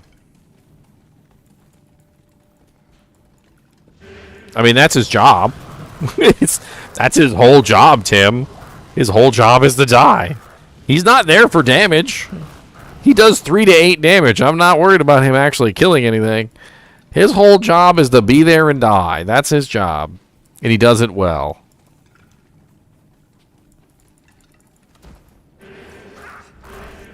One day my Clay Golem will be stronger. One day I'll level up again and put some points into my friend, my Clay Golem who loves me. One day I'll level up again and put some points into my friend, and then he will astound me.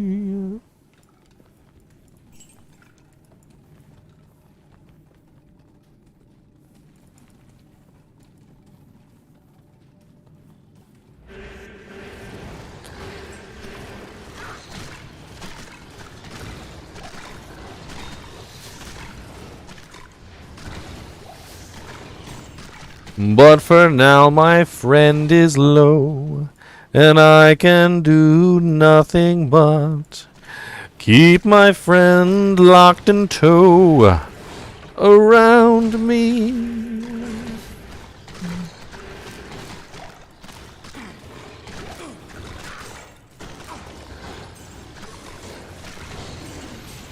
Wait, what? Wait, what? Come on. Ah!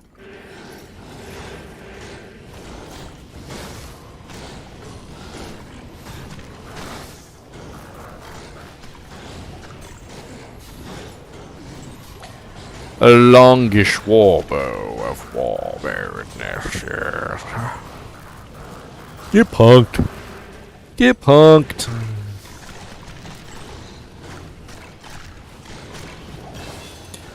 Fireball.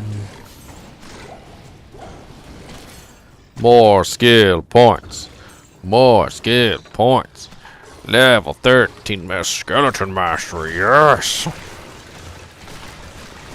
Unlimited power.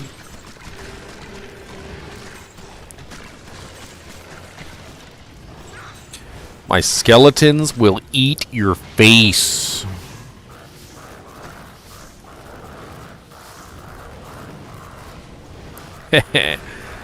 Fallout got curses in the 2.4.3 patch. Obviously, Edward Bailey. Obviously.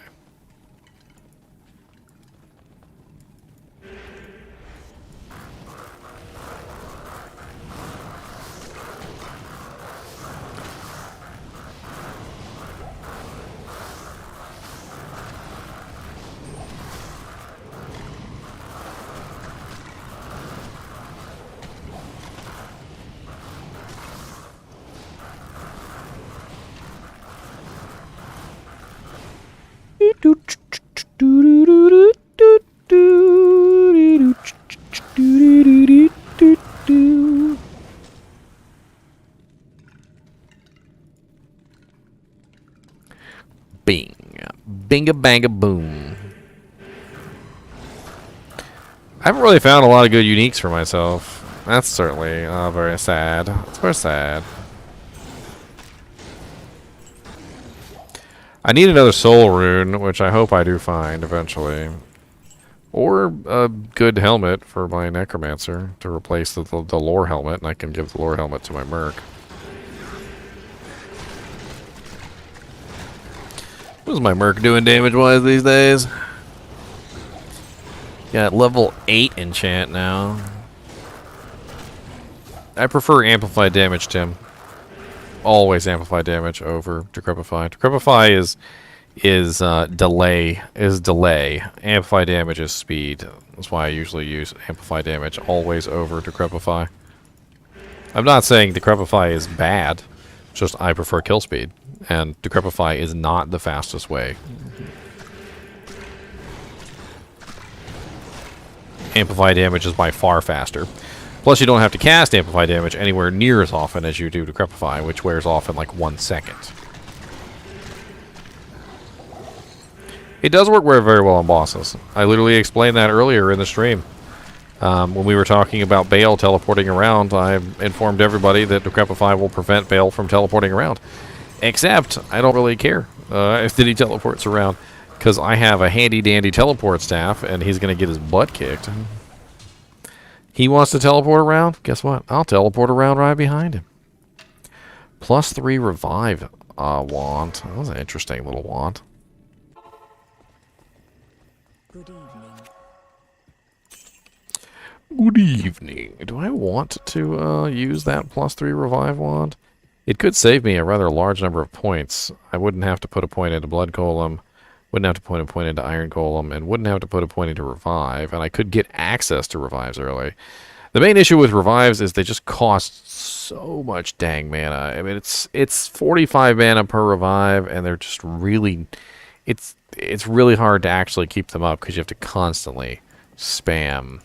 And I just don't really know if I'm up for spamming frickin' mana potions on myself trying to keep the revives alive. It's a pain in the buttocks. Such a pain in the buttocks. Got Nako from Cal's. Nice. Those are great runes.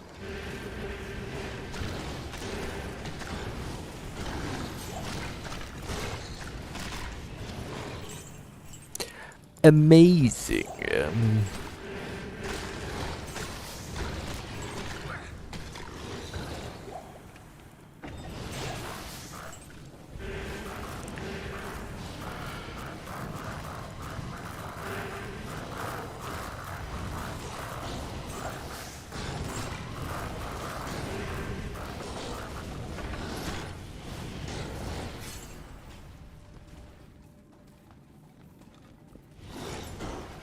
Alright, there's the area at Summit. I would like to get the waypoint,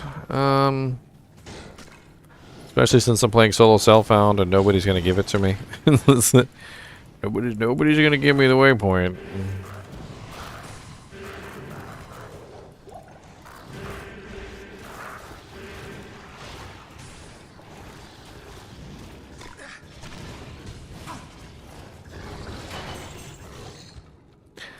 Nice, Frozen Orb Stork is a little bit difficult to kill Uber D on. Congrats, Darren. It's quite an accomplishment.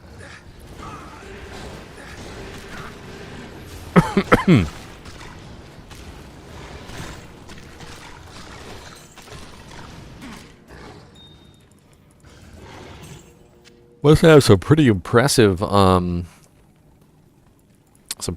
blizzard damage.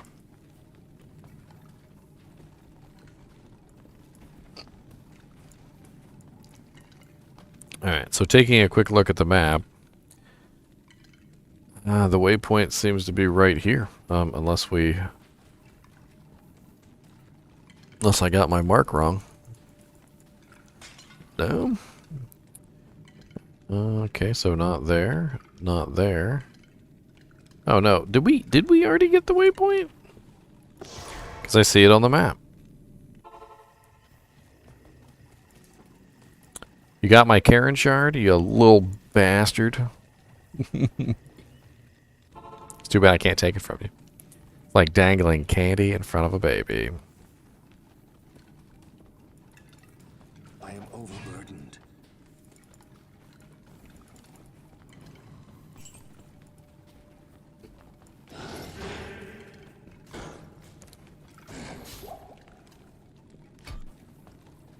Alright, time to kill the ancients. Get more bodies back here. I want to get a couple more mages. There you go. 3 mages. That's my total, right? Yep. Alright. Level 41. And I'm finally fighting the ancients.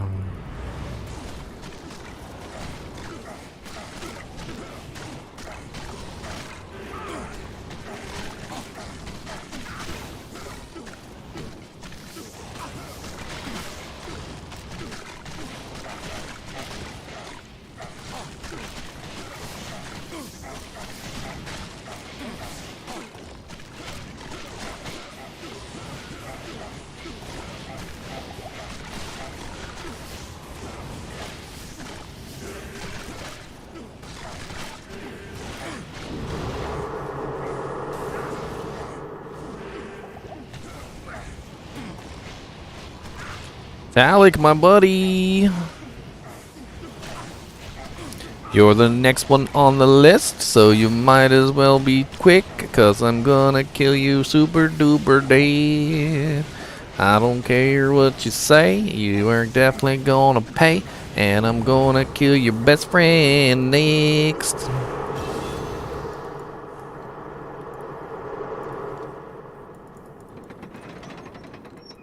I telly stomped him.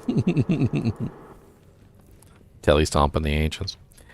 Hey, look, another point of the skeleton mastery. My skeletons will be all powerful.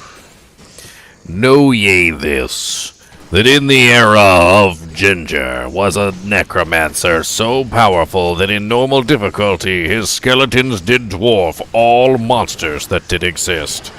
It is said that one skeleton from his entire army could have killed Baal by himself. And the necromancer was sipping tea over in the corner when it happened. Oh, I'm gonna have a super army now. Hold up. Hold up. I got a skill shrine. Oh, my army gonna be stacked. I need mana.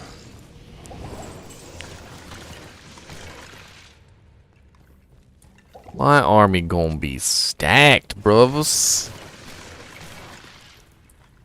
So my skeletons are currently doing not 198 to 201 physical damage, combined with 22 to 32 fire damage on top of that. So they're currently doing, what is that, 201, so 233 damage per skeleton right now. Not too shabby. Not too shabby. I really need to get my Merc some plus to skill equipment, though, so his enchant is a little higher.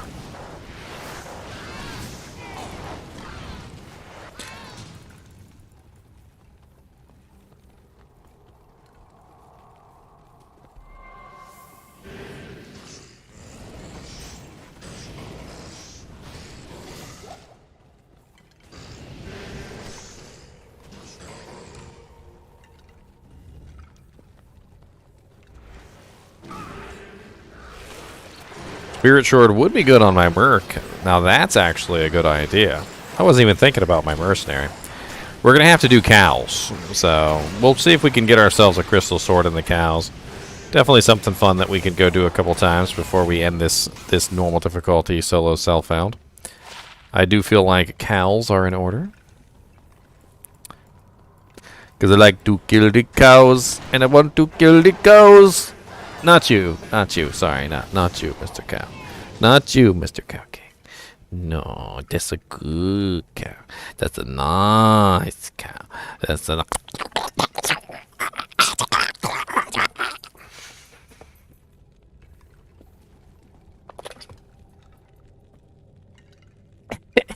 Cody got up. He said, what are you doing to that cow? He said, what are you doing to that cow? He said, sir, if you don't be nice to that cow, I will take you down. I don't care what it takes. I will take you down. Take you down to the Paradise City where the doggies are green and the girls are ugly. Oh, won't you please take that dog away? Yeah. Monster Cuba sitting next to me, gonna bite me if I'm mean to the cow. Oh yeah, Monster Cubas. What's up, Monster Cubas? Got the Monster Cubas. The Monster Cubas.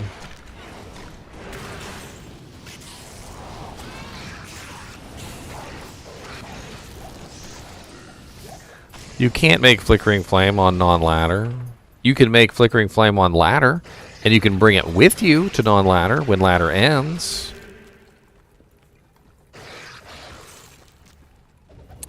If you go onto a ladder character and you create Flickering Flame right now, you can bring it with you to ladder when ladder is over, and ladder's over in like a week.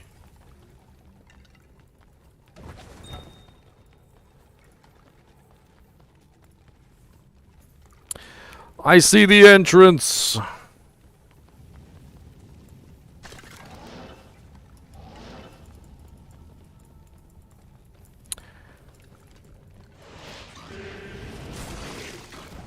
Pretty much. I mean, give or take a week. Let's say plus or minus 1 week. That's about where we're at right now.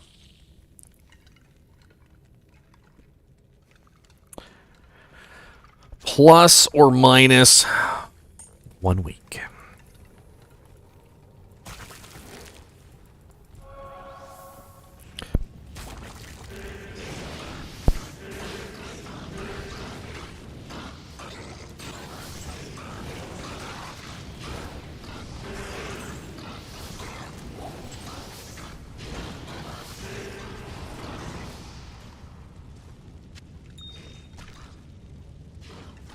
Well, don't throw it away, Randy. There's always the really odd possibility that when ladder ends and they transfer over all the rune words, your helmet could suddenly activate.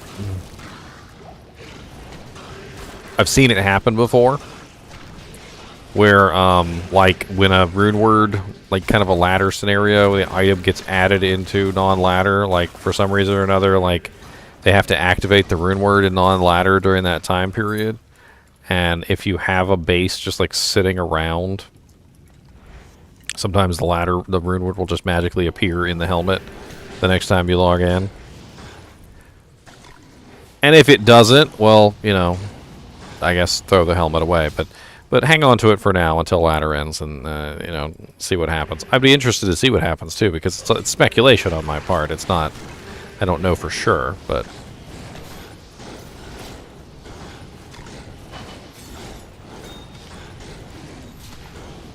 Yeah, the same thing that happened with the Infinity Spears, exactly. When people made Infinity in the Spears and it didn't work, and then basically if they hadn't thrown the spear away, Blizzard did like a little patch or something like that, and all of a sudden it was working, and the Infinity came back into the spear. Yeah, exactly like that.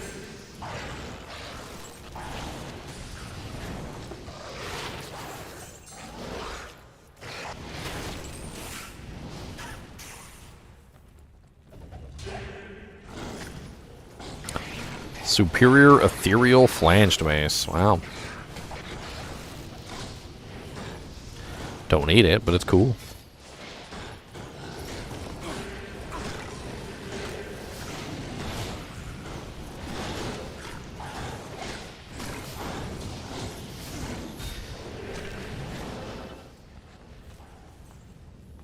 Alright. Did I ever find the waypoint? I don't know if I found the waypoint or not. I don't think I did. So that's the throne. Let's go back and see if I can find the waypoint, because I don't remember finding it.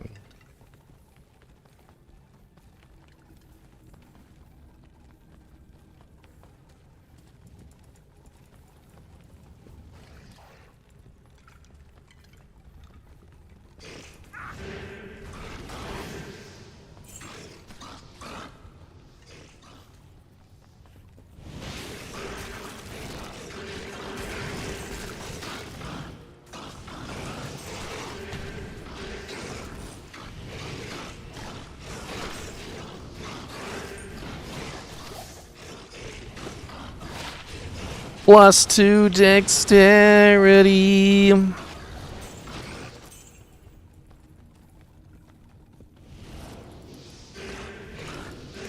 4 little gliders. That's a lot of gliders, Kyle.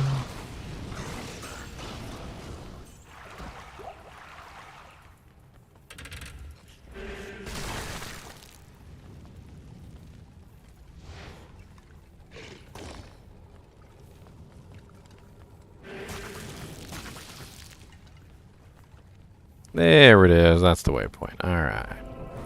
Sweet. Man, my resistances are solid. I got 75% fire, 75% lightning, 75% poison, and 45% cold. I'm doing pretty good.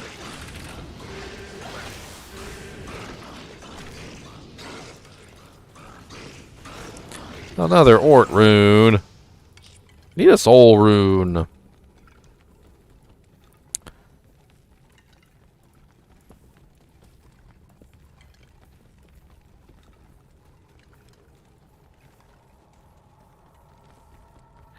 Trying to get them to make it the berbers. Just be careful, Kyle. Before you know it, you might be overwhelmed with a million of them little janks. I always had to keep my animals separate because otherwise, before I knew it, there was like 18,000 hamsters in the house. Not even joking. Not even joking. It has happened to me before. It has literally happened to me before. Where, like, didn't know that one was a male hamster, didn't know one was a female hamster, ended up with, like, one mom gave birth to, like, 18 hamsters. I kid you freaking not. It was, like, 18, literally 18 hamsters. I'm not even exaggerating. She ate, like, 7 of them. So, I'm not sure if that was a blessing or what, but still ended up with 11 hamsters. And then you gotta separate them. Then you got to make sure the males and the females are in different cages, otherwise you'll end up with 1,000 more.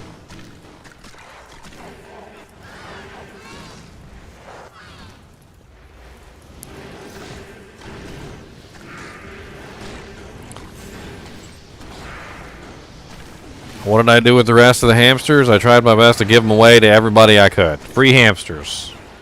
It's like, free hamsters. Who wants a hamster? Everybody wants a hamster. Come get your hamsters here! Come get your hamsters!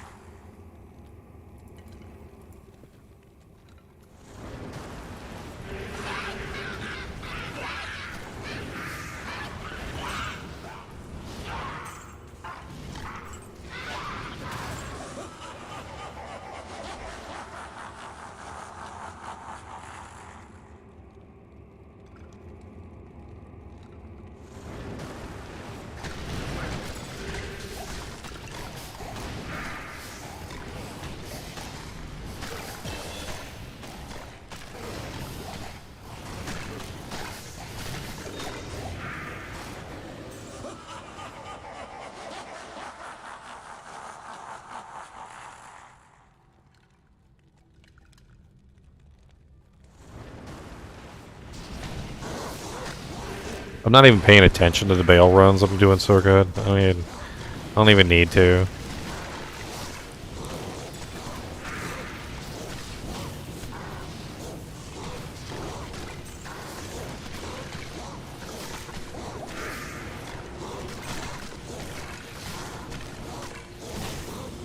He's quick with them enchants. He's quick with them enchants. Like, he be enchanting people real fast. Like, I summon a skeleton and he just like instantly enchants the dang skeleton. Like, it's instantaneous.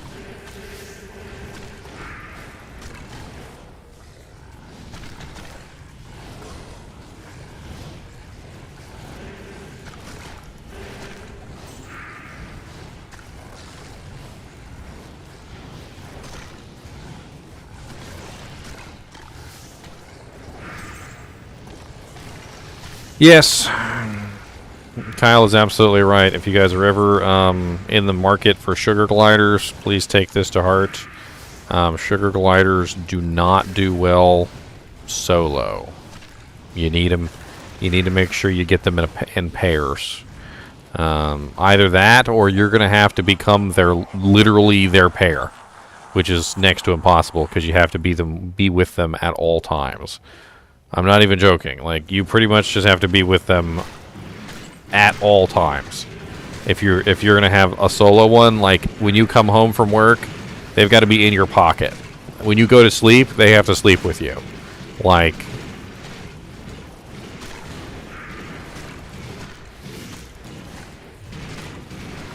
they're just that's what they are.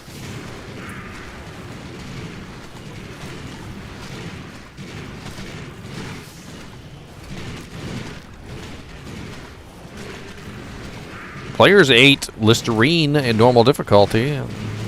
He's not even attacking. Look at him. Look at him over here doing nothing. He's over here doing nothing. He's just standing there. He was stuck on the throne. Yes, hamsters are solo creatures. I would not recommend having a hamster as a pet. Hamsters do not get the Ginger Gaming Mentor seal of approval. They do not. Hamsters are nasty, rantankerous little things. I do not like them, Sam I am. I do not like them, green eggs and ham. They're just terrible. They're just rotten little shits, and they hate each other. I've never seen critters that just hate other hamsters. Like, if you have another hamster in the same cage as a hamster, they will just fight each other to the death, gladiator style, until one is dead and like his face is eaten off. And I'm not even joking. Those 18 hamsters that I had, I didn't have enough cages. Okay, so it raised a very difficult situation where I had to keep them separated. Especially once they hit puberty, it was very important to keep them separated. And it was also very difficult to keep them separated. So I had devised a couple different ways of getting it done. I was a kid. I didn't really know what I was doing, so please don't judge me too harshly. But I took a fish aquarium, a real big fish aquarium, and I took a piece of plexiglass, and I cut the piece of plexiglass so that it fit in between the, in the middle of the aquarium, basically, so that I had a double cage, right? And I set up a cage on each side of the aquarium. And I put 2 males, one on one side and one on the other, which was probably my biggest mistake. I probably should have put a female on the other side. And the 2 males decided that they wanted to fight to the death through the plexiglass. Well, I didn't think anything of it because I didn't think they could actually get to each other. I didn't think they could actually touch each other. Boy, was I wrong. They had found like the tiniest little gap at the bottom of the plexiglass where they could, I guess, smell each other or see each other or touch each other or something. It was the tiniest little gap, and they literally fought through this gap. And I didn't know what was going on. And one day I picked them up to play with them, and all their fingers were missing. They had fought underneath of this little tiny gap in the plexiglass to the point where they literally had sliced their own fingers off. And neither one of the hamsters had any fingers anymore. They were just little nubs. And they were all healed over and everything because it had happened like a while ago, and I didn't even know. I just thought that they were fighting each other through the glass. I didn't even realize that they were literally cutting off their fingers trying to like reach under the plexiglass. I should have taken like a file and shaved down the edge of the plexiglass so it wasn't so sharp. I'm doing solo self-found. Solo self-found is a thing. It's a whole thing. I want to refresh my army real quick before I go fight Baal. I just leveled up. I got myself another point in skeleton mastery. 1, 2, 3, 4,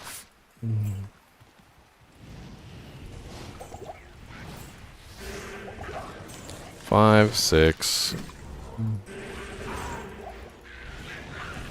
7, 8, 9, 10.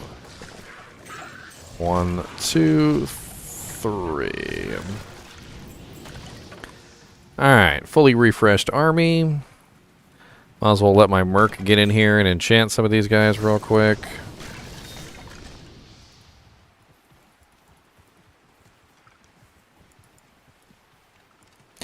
There are some hamsters that are social. It depends on the hamsters. There are some that are social. Not all hamsters are antisocial little craps.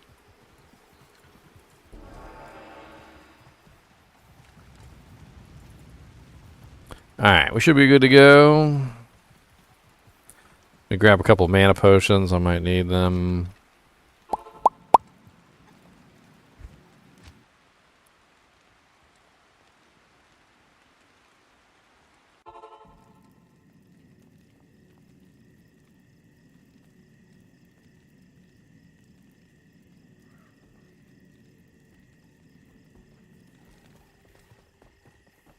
The ancient.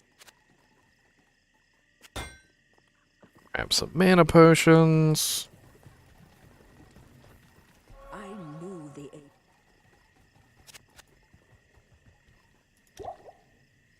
Did my light flicker?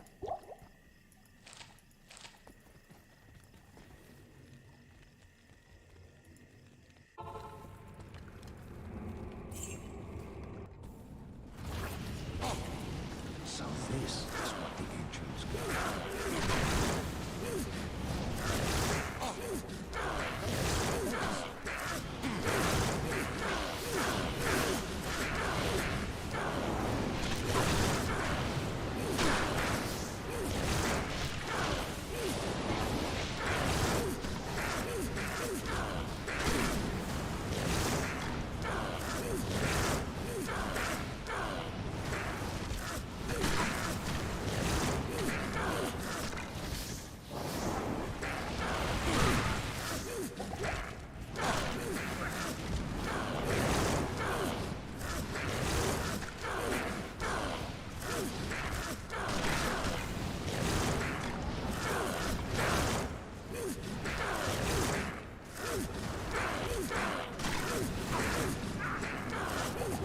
Wonder if I can kill him with one army. I haven't lost any skeletons yet. When I switch weapons, I do lose one skeleton because I switch weapons, but that's not. He didn't kill them.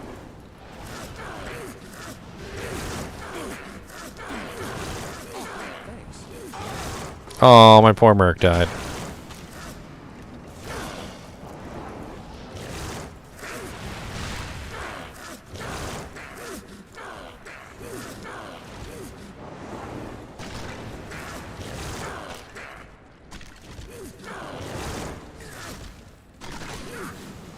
Impossible.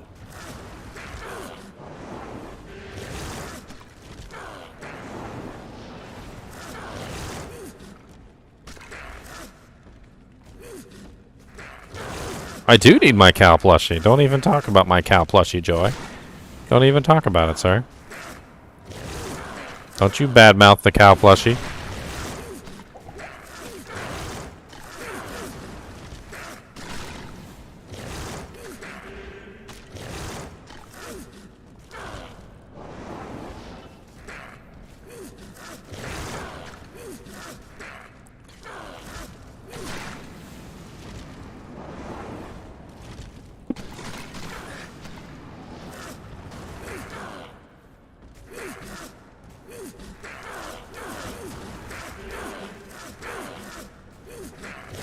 That's right, Omni Dragon Cow.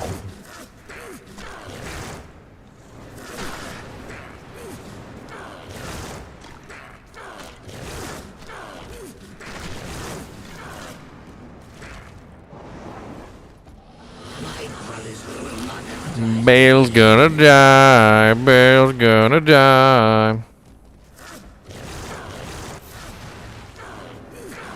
That's right, Baal. You're almost dead. Goodbye, cruel world. Goodbye. You drop me junk, a jewel, a tower shield. I'll have to check that. That might be worth some money. An ethereal great axe and a throwing axe. Bunch of garbage. I don't know. The shield might be good for my Merc, we'll see. He already has a pretty sweet shield, though. I knew. Best. Good evening.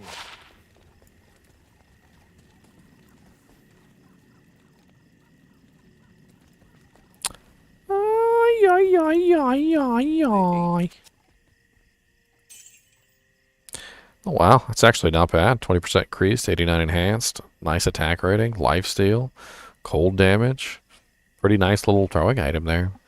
I mean, if I actually wanted to throw items, if I was a barbarian, that would actually be pretty nice.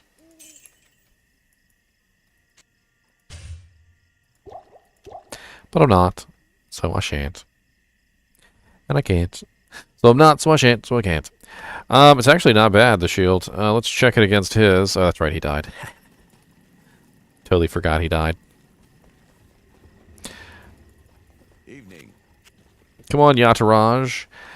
So he's using a 5 all-res, 22 cold, 15 lightning with 17% faster hit recovery. And this is a 30% faster block rate, 20% increased chance of blocking, which does nothing for him because, I don't know if you guys are aware of this, mercenaries do not block. Not even this one that has a shield. So we have Replenish Life +3, which does not work on mercenaries because they are regen neutral. 13 mana, which does not work on mercenaries. All resistances 3 and 26% lightning. So no, it is not a good shield for him.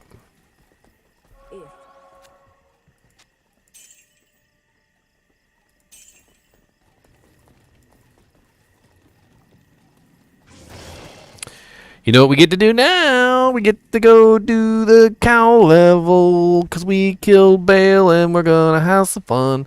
Get to do the cow level. Doom, bam, bam.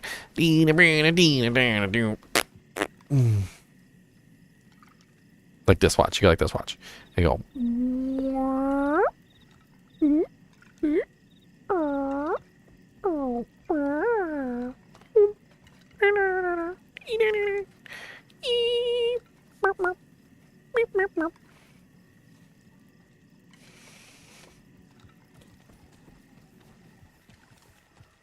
The rare jewel was just strength and dex. It wasn't even really that great. Maybe if I was a character who needed strength and dex.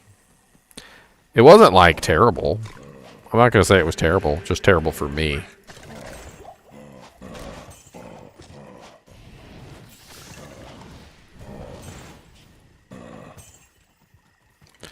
What am I doing? I have the map. I'm so used to hunting for this stuff and not knowing where anything is that, like, the moment that I actually know where something is terrible. Where's the stones? Why are they not on my map? Did I not do the Cain quest? I did do the Cain quest. So why aren't the stones on my map?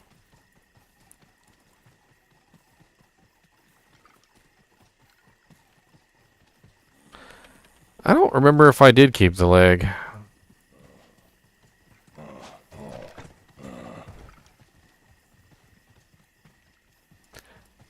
If we do have to end our game, we certainly can do that, Randy. But I can always check and see. I don't think you have to end the game first. Pretty sure you just have to kill Baal.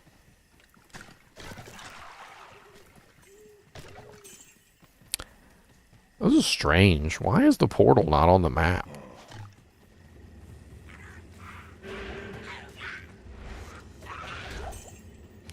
Ooh, a rare preserved head. That could be good. That could be very good.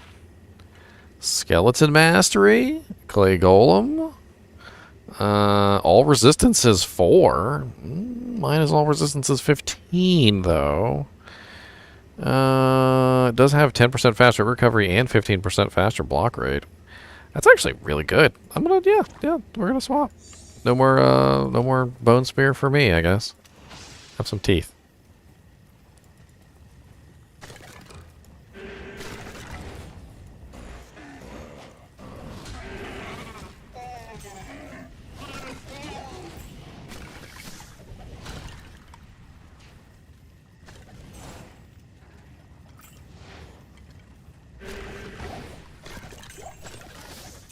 Might have been a glitch, because there's no way it's not on the map, because I obviously came here before, and I obviously did this, because I rescued Cain. My quest is done. Like, I don't get it.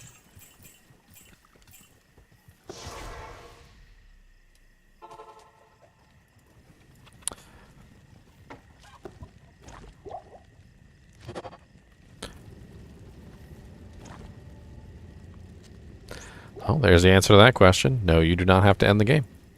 Kill Baal. Hello. Man, I'm filling up on gold, though, ain't I? I got some doll hairs. Let me tell you what.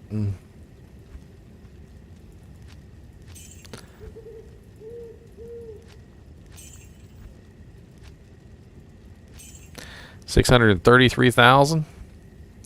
633,959 gold so far. It's not bad at all. The portal does show on the map. The portal always shows on the map for Stony Field. Always. Unless it's not open. But that's neither here nor there, because then there's no portal to show.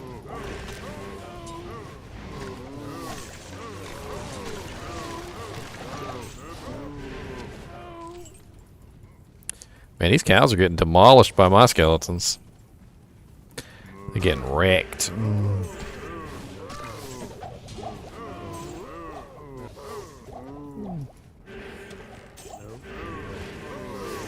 See what the Cow King brings us. Cow King might give us something nice.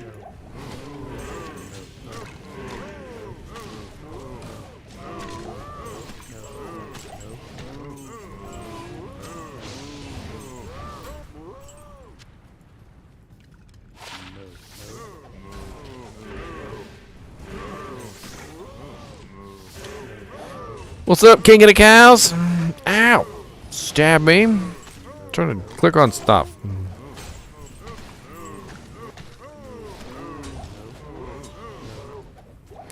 Wow, Cow King gave me junk.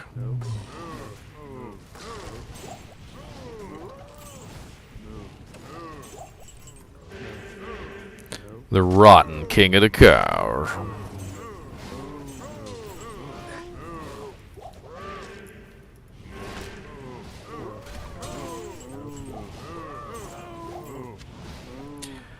Avenger Guard. Find item and taunt. Oh yeah, keep you guys eyes open for a crystal sword or a broadsword for me, just in case I forget, because I do want to make a spirit for my merc.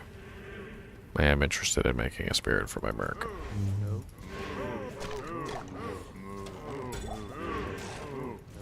Rather have Hexfire. Hexfire is a better choice, but it be what it be.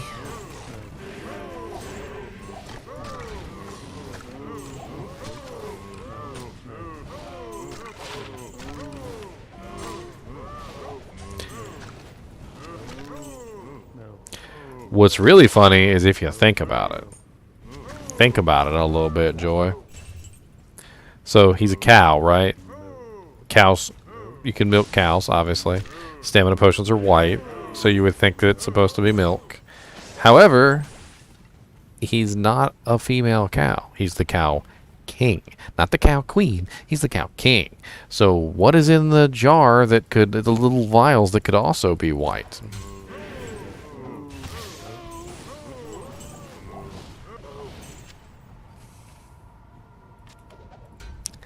And then you get the joke. Pretty sure that's a deliberate Easter egg from Blizzard North.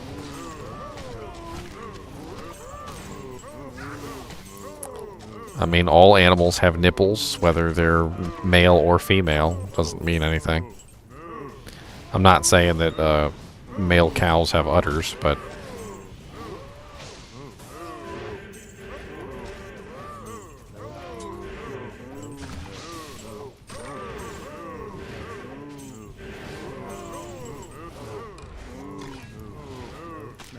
you're trying to eat lunch. He's trying to eat lunch, ladies and gentlemen. Well, hold on. Let me help you. Let me help you eat lunch. Give me just a second. I'm going to assist you in your lunch eating. Right here. Look at these beautiful stamina potions that came off the Cow King. Of unknown liquids. Delicious. Mmm, tasty.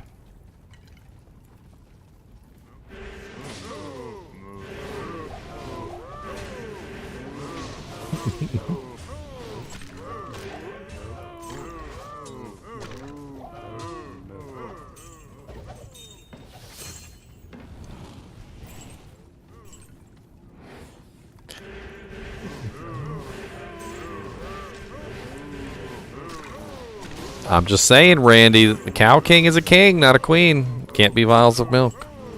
Not unless the Cow King is collecting milk from his tenants.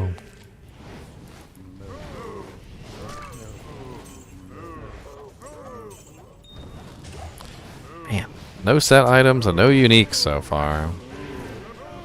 It's very disappointing.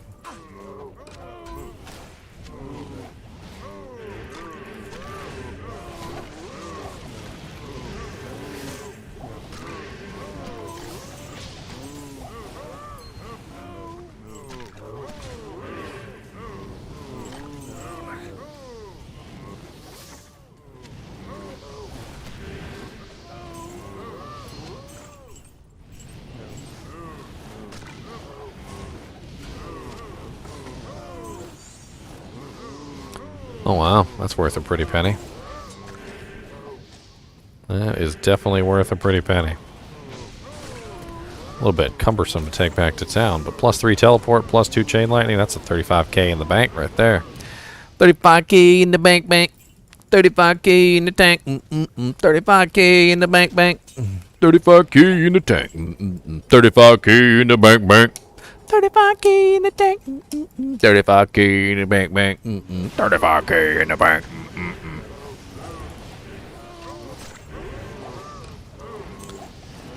I need to make a new MF armor, Killa. I need to make a new MF armor.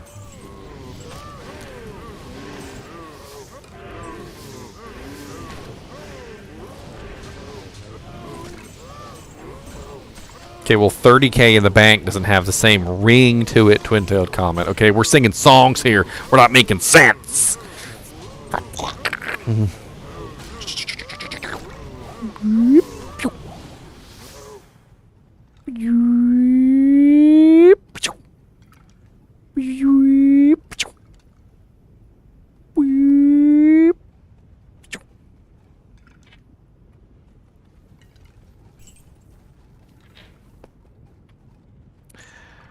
We got a kite shield. What's that?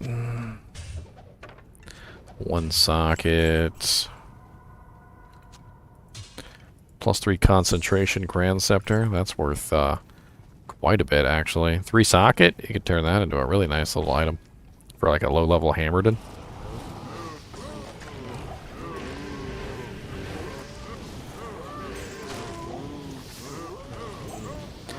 Ooh, an Emerald.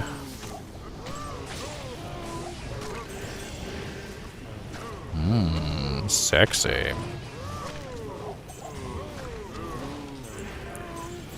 An orchard too.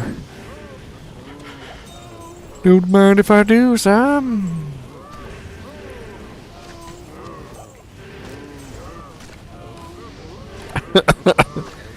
What? The cow dance? You like the cow dance? He's like dun dun dun dun dun dun dun.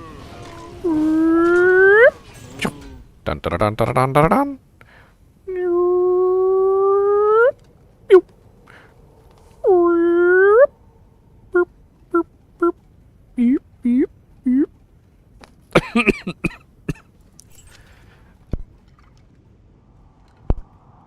I'm dying.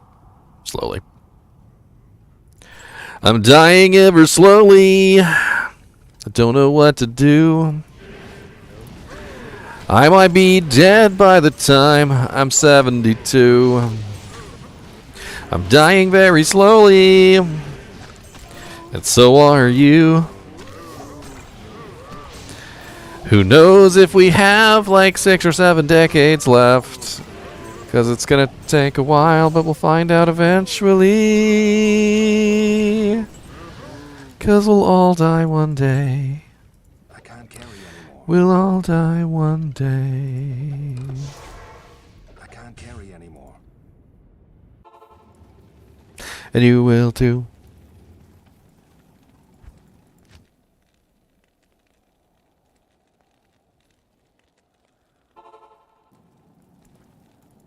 We're singing songs here. Can I help you?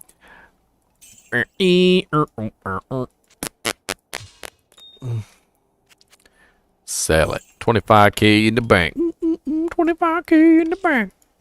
25k in the bank. 25k in the bank. 25k in the bank. 25k in the bank.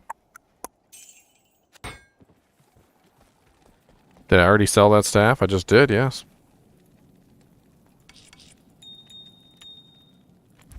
Gone. Gone like a freight train, gone like yesterday. Gone like a cow in the middle of the cow level. Gone like a 59 Cadillac. And he's gonna get sat on by a big fat cow. Moo. Moo.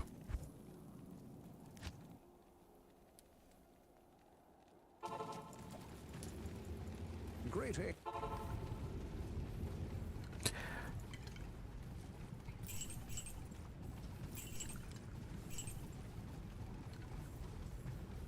Checking to see if any items that I actually need dropped on the ground.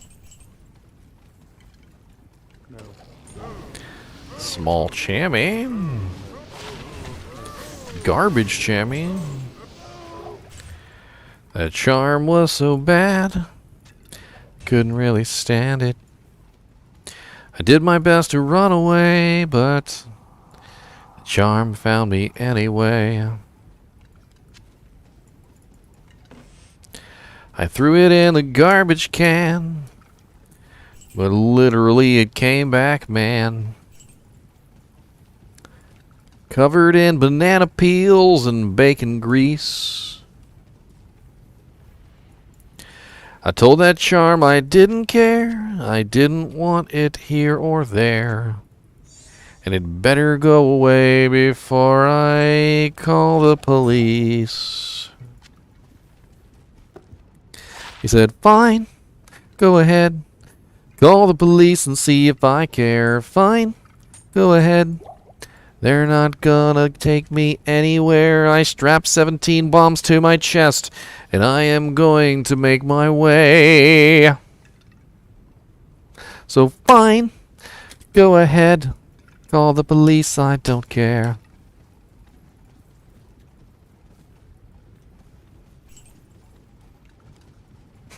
I am overburdened. I am overburdened.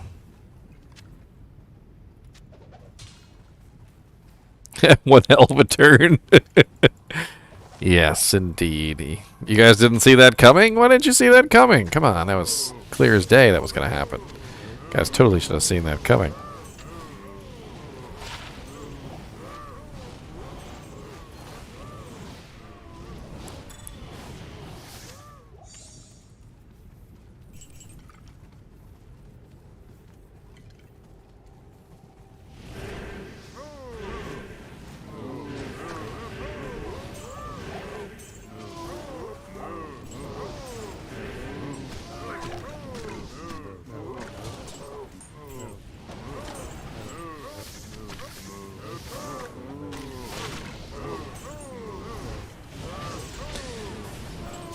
Terrible. So terrible. So ridiculously terrible.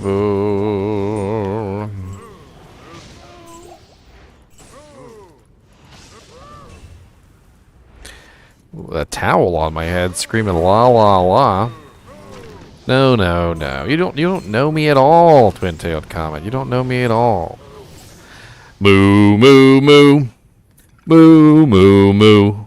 Come together. Moo, moo, moo. It's the Cow King. Moo, moo, moo. We're gonna moo it tonight. Tonight. We're gonna moo everywhere. Yes, we will tonight. Tonight. Unless them kids come tip the cows. Tonight. Tonight. Mooing everywhere we go. Moo, moo, moo. Whatever. Moo, moo, moo. I don't care. Moo, moo, moo. Whatever. There you go. Done. You inspired me, sir. You inspired me.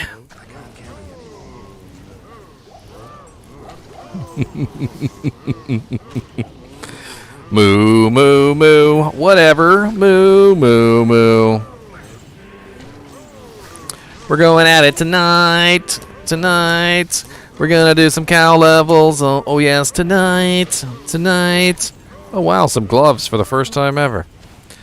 And I can't use them because they're not any good for me. I mean, I don't need 20% increased attack speed. The defense is kind of. I don't need the poison damage. The only thing on them that's even any good is the plus 40 life. I guess I'll hang on to them. I don't even know why.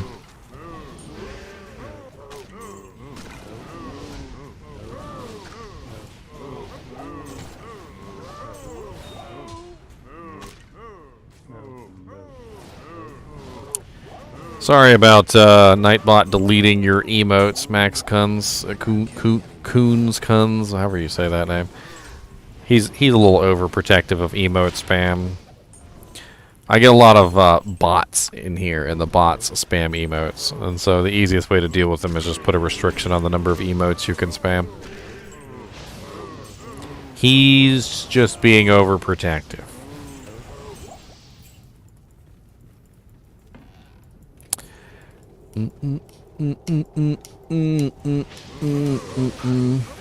Ow! Rude cows?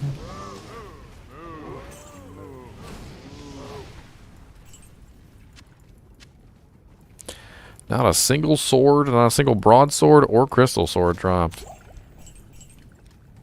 Not a single one. Well, good. If you enjoyed that song, make sure you become a member of the channel, because there's always more. Donate, subscribe, like, share, become a member, join my Patreon. Why not? Okay? Why not? Why not? Are you not entertained? Are you not entertained? You came here for entertainment, and I delivered. Like a cheap hooker on the street. But that's beside the point. Hello. That is beside the point.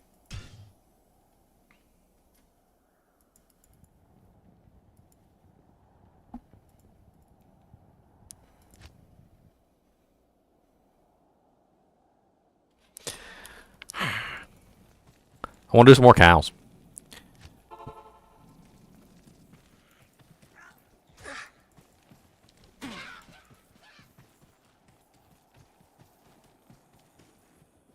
At least I know where it is now, even though it doesn't want to appear on the map for some reason.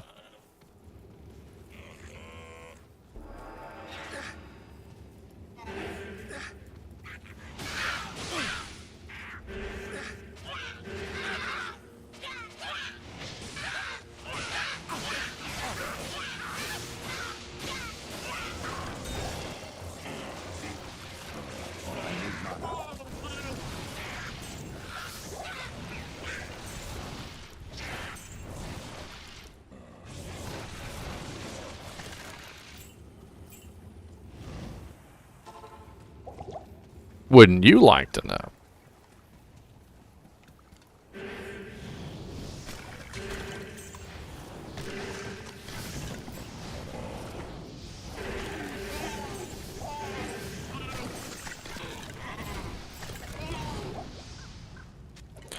Ooh, whoa, whoa.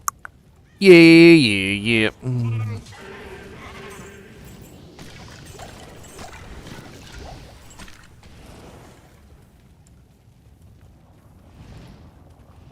Efficient team builds. Enchant Sorceress is absolutely excellent. Conviction Paladin is absolutely excellent.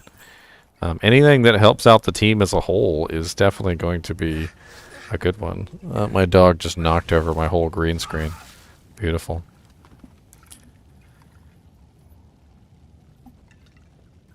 Is there some particular reason you were trying to ambush my stream, sir?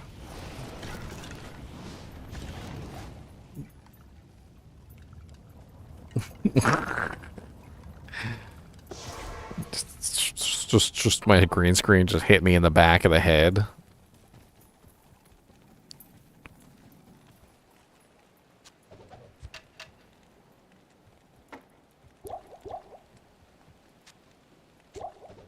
Freaking little ambush and little ambusher. Good day.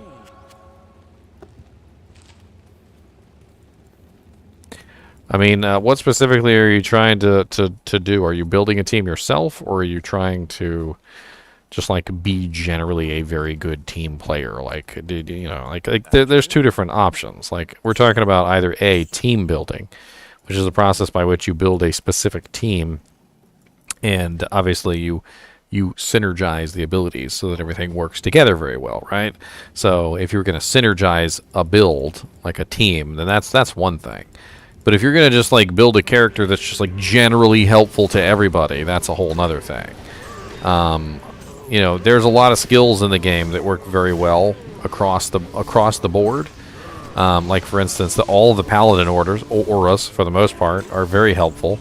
But conviction is among one of the most like team-orientated skills in the game, and literally will boof up anybody.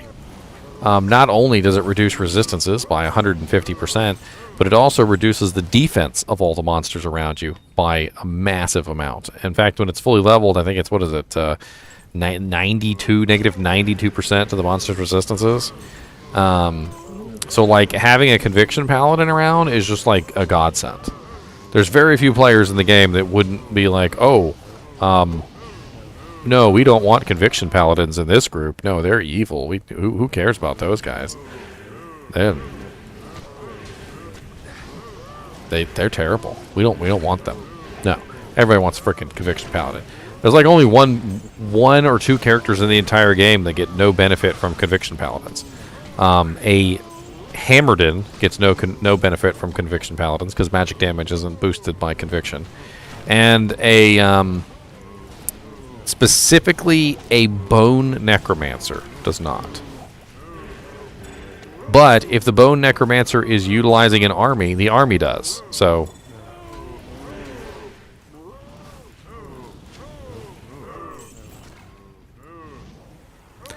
no, I'm pretty sure that the Warcry ability is physical damage.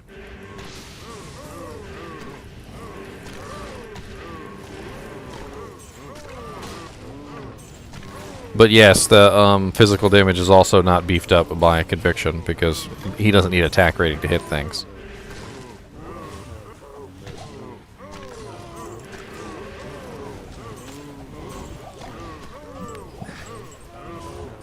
I don't think it is magic. I mean, granted, I haven't researched Warcry in excessive detail, but I was pretty sure it was physical damage.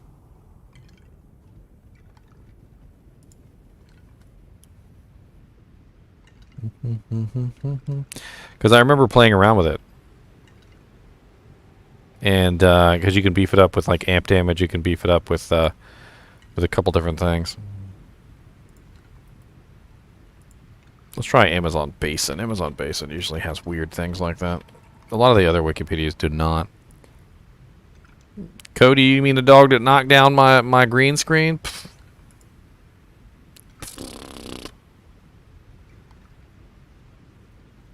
Yeah, it's physical damage.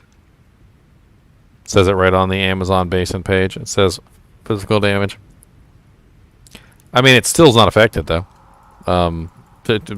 Conviction doesn't give a bonus to physical damage. It does decrease the defense of the monster, which makes it easier to hit them, but Warcry doesn't have attack rating, so it doesn't do anything for Warcry.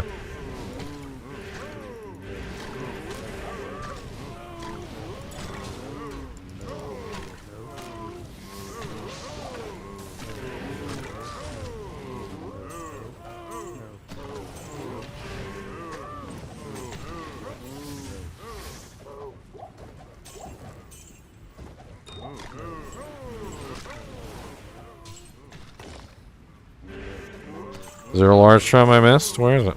I don't see it. Where's the large charm?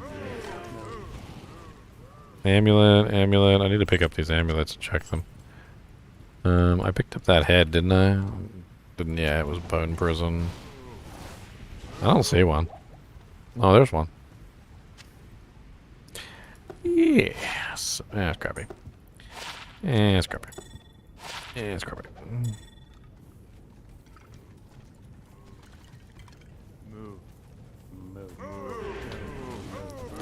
Did I already check that bone wand? 2 sockets, no resistance, or no skills.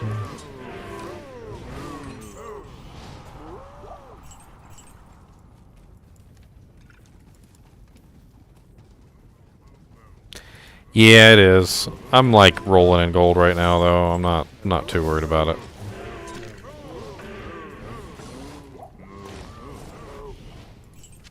I'm looking for something more specific, but less not. I mean, not really specific, to be honest.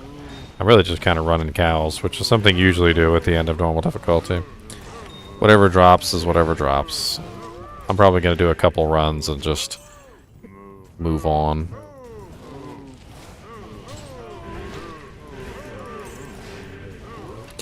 I did indeed, Twin-tailed Comet. I did indeed. Don't make fun, because I did indeed get rich.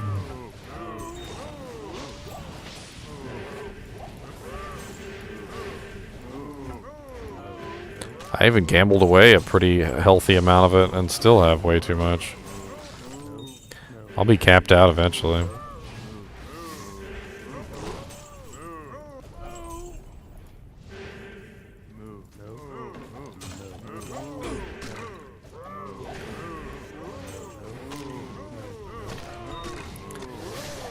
A heavy crossbow. Big old jambalam.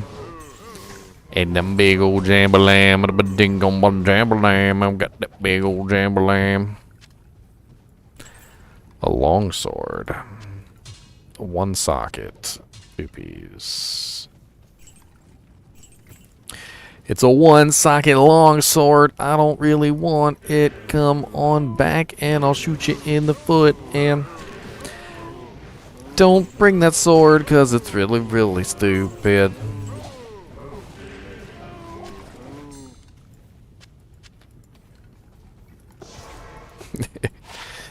Dude, I freaking love making fun of that song. Moo, moo, moo. Whatever. Moo, moo, moo. Alright. Moo, moo, moo.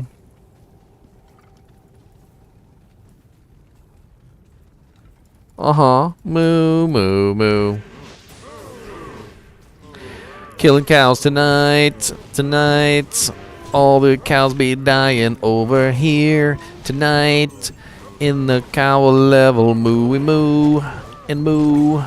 Gonna moo moo everywhere. We're mooing moo. Moo moo. Moo moo moo moo moo moo moo moo moo. Well, there it is. I'm pretty sure broadswords get 4 sockets at Larzik, right? Doesn't matter. Part broadsword or crystal sword, they both get 4 sockets. I could be wrong, and I could waste my Larzik quest. Am I gonna waste my Larzik quest? Cry, cry. Can I help you? I don't remember. Maybe I should look it up before I waste my quest. Broadsword. Yes, so we should get 4 sockets from this. Yay! Alright, so let's make ourselves a spirit.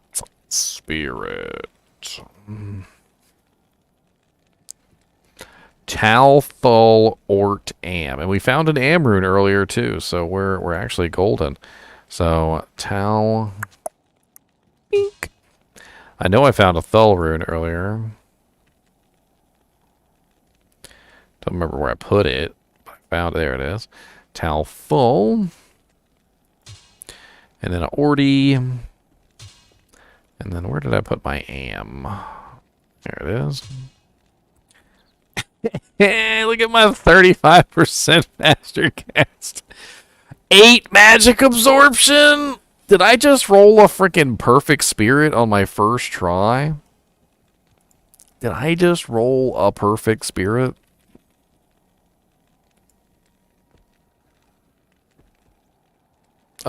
Spirit is 35% on the faster cast, obviously.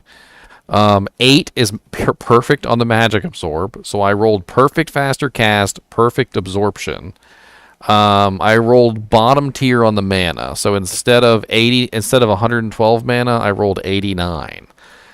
Everything that could have rolled good, with the exception of the mana, rolled good. I'll put that to good use. Ditch it on the Merc. The Merc is an integral part of my build. Integral.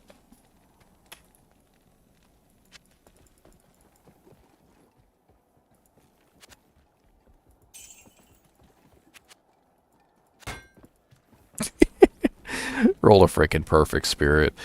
I rolled a perfect spirit. I rolled a perfect spirit. I rolled a perfect spirit. NiNi, NiNi, boo, boo. Yeah.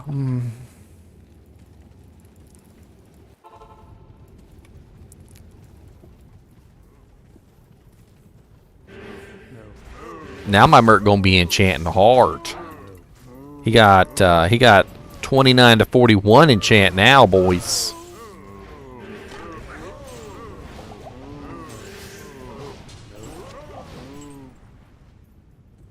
I can't carry anymore. Streamer luck. Streamer luck. More like cow luck. It was the song. That's what did it. It was the song. It was definitely the song. Moo, moo, moo. Whatever. Moo, moo, moo. Uh-huh. Moo, moo, moo. I don't care. Moo, moo, moo. We got a moo cow. A moo cow. He's a dancing moo cow. Yes, he's a moo cow. A moo cow. Dancing everywhere. Oh, yeah, the moo cow. Moo cow. It was all the song. All the song. See, that's what you guys got to do. You guys got to sing a stupid song before you make your spirit, and then you get a perfect spirit. That's how it works. If you don't sing a stupid song, you don't get a perfect spirit.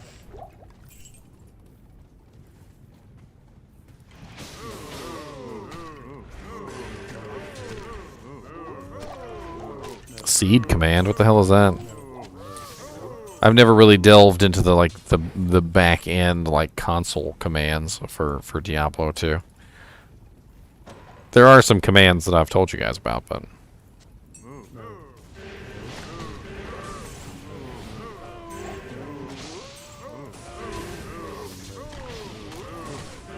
yes. I will perform for you.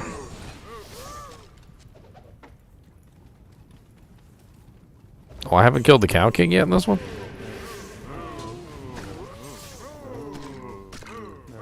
Here, before I kill the Cow King, let me see if I can go make myself a magic find armor. I need a good socketed plate.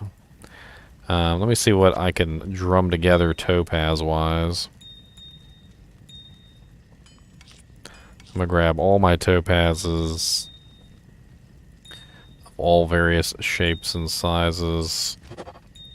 So I currently have one perfect, if I wanted to make that perfect, and 2 chips, which don't really do me any good. And all that stuff doesn't count. I don't know if I can find a 3-socket armor, though, in normal difficulty.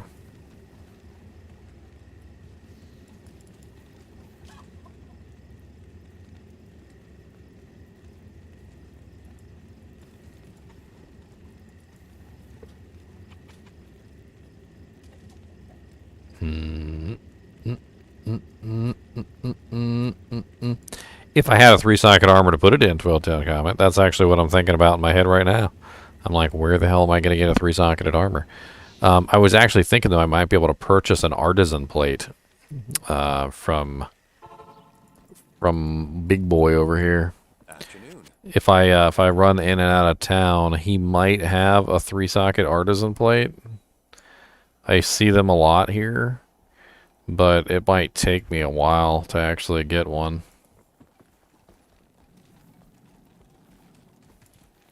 Can't buy 3-socket plates in Act 2. You can only buy up to 2-socket armors in Act 2.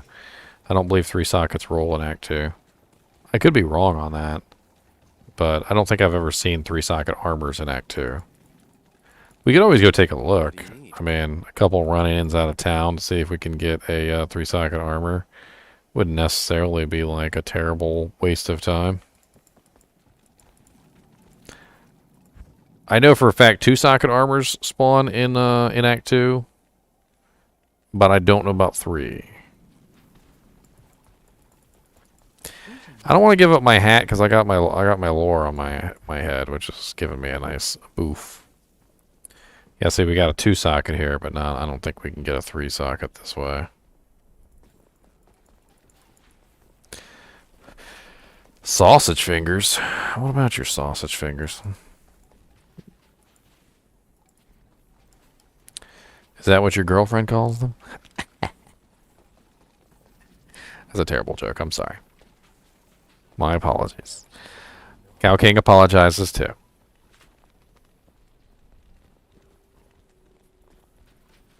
Good day.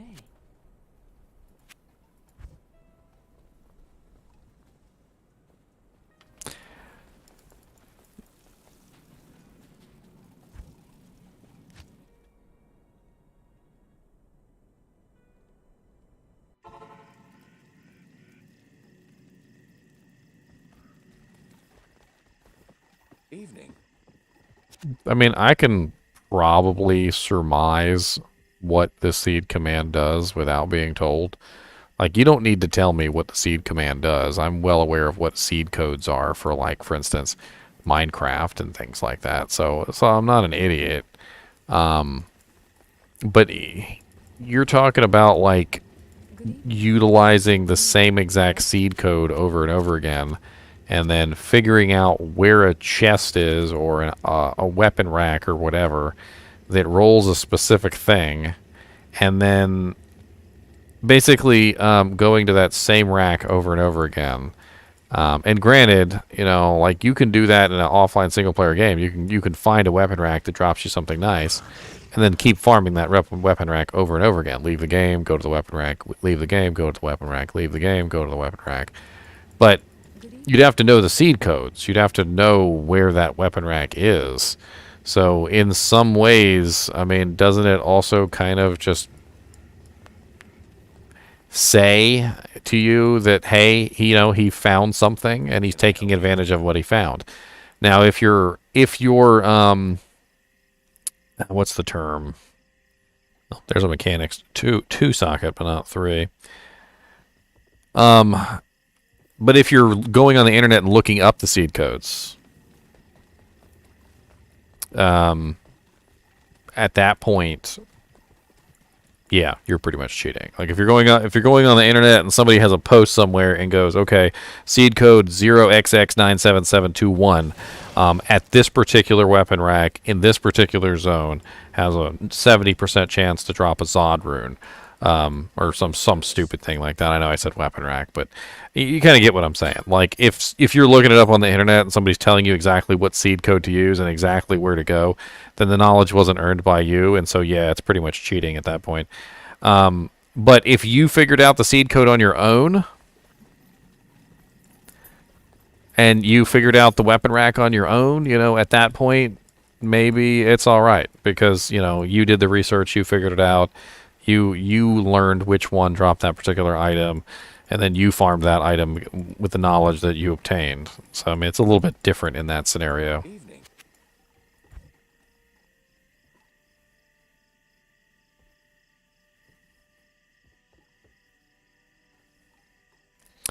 But you know what this does do is that it invalidates. It invalidates a lot of advice by streamers.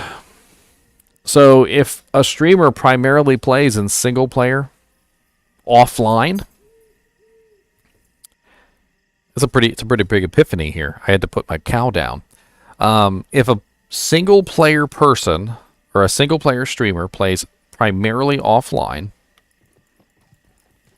then they are most likely using the same seed code. Okay?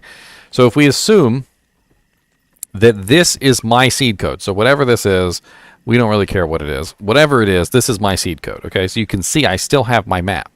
So my map is still here, which means that I'm still in the same seed code as long as I don't change difficulty settings, right? Which means that if you have a streamer, for instance, let's pull a rabbit out of the hat. Let's say Dobrunsky. Let's say Dobrunsky makes a video where he plays offline solo, and he farms I don't know, let's say Pindleskin 700 times, or he farms Mephisto 700 times, or he farms like a super chest in Lower Kurast 700 times or something, or 1,000 times, or whatever it may be. He's on the same seed code, and if the seed code has specific drops that come from those specific places, and he goes, okay, well, this time I found this particular rune from this weapon rack, and I found, this particular item from this weapon rack, and so forth and so on. His results are skewed from a person who plays online who is playing with random seed codes. So a person who's playing with random seed codes is not going to have the same results as a person who is offline single player playing with a static seed code, because that static seed code is going to have static results. Just like you said, about an 80% chance to get this particular rune from this particular chest. So as this person is going along farming, like super chests and LK in single player, they're getting better results because their code is static, whereas the online players are getting worse results or different results in general, just simply because they're online and their seed code is changing every single time they change games. Very interesting. Very, very interesting to consider.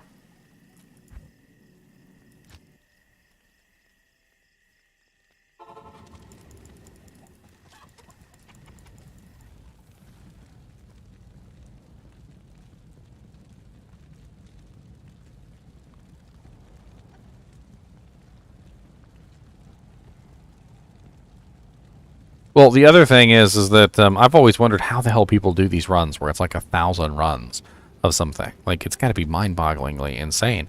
But if I were to go to LK right now, my whole map is there. My whole map is already there.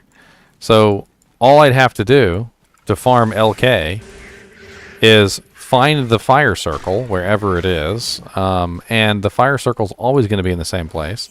So let me find the fire circle real quick. Doesn't matter where it is. Let's just run around real quick. We'll locate it, and then we'll pay attention to where the fire circle is, and then we can come back and farm this fire circle over and over again. So like it's ridiculously easy to do single player because you essentially have map hack built in. All right, so here we are. The fire circle is in a direct diagonal from the waypoint. Okay, a direct diagonal from the waypoint, and knowing that, now we can farm this over and over again with excessive ease. So if we wanted to do LK runs, we could just save and exit after we open up our chests. And look, there's a little hollow log. We'll click on that. We go around a little circle. We get our other hollow log. Get our little stashes here because we make sure we click those too. And make sure we didn't miss any super chests. And looks like we're good. So we save and exit. And then we join back.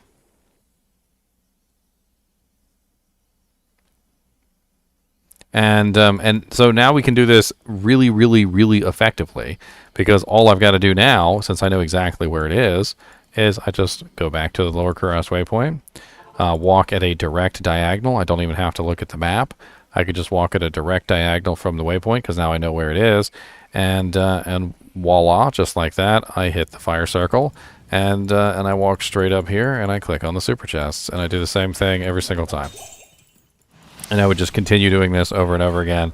It'd be boring as crap, and I'd probably lose my mind, but it is what it is. So now I've got multiple super chests that I can now click on at any given time because the map is static. I think you may have just clued me into something that is a great travesty in the YouTube world. I really mean this. I really mean this. Because anybody who has done single player offline farming runs has essentially misrepresented how good those areas are. If you're doing online multiplayer, you're representing it properly. But if you're doing offline single player, you are misrepresenting the drop odds. You are misrepresenting what you get because you're essentially bypassing the randomness that's built into the game.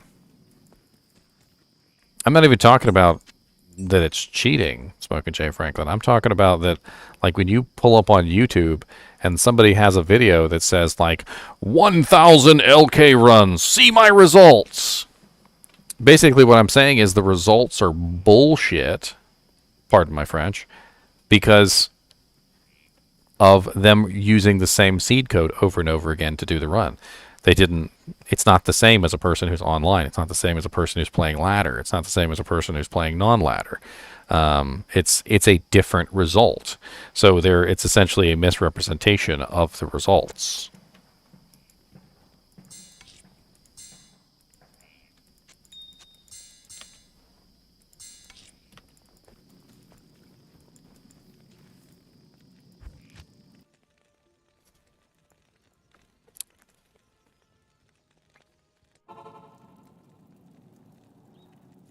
Let's see how my poll is doing, shall we?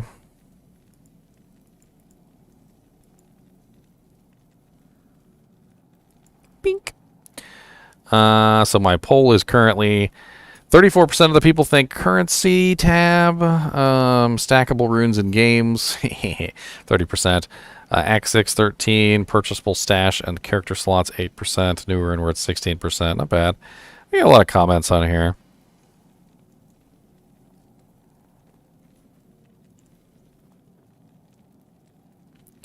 It's going to be Act 6 to 10.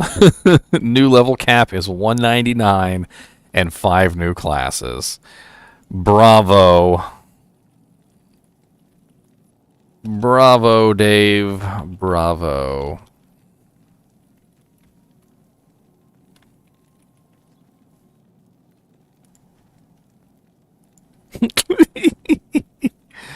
It's still up if you want to do the poll. It's not like it's going anywhere.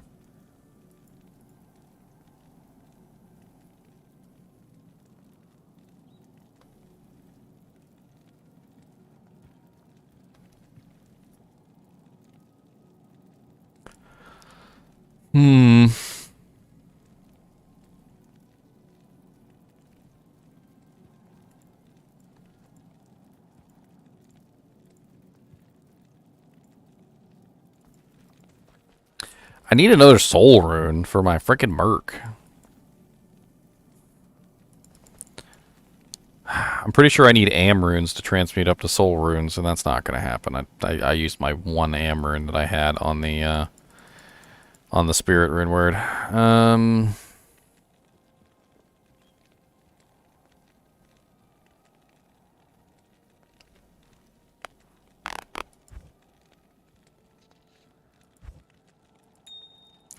Transmutation is so fun.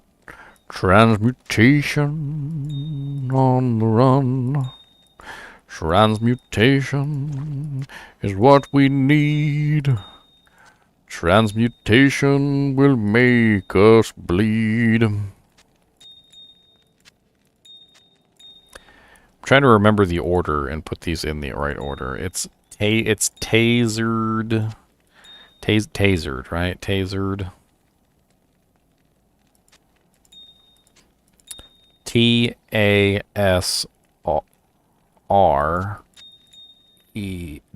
Tasered. Taser. God bless it. Why can I not remember the stupid order?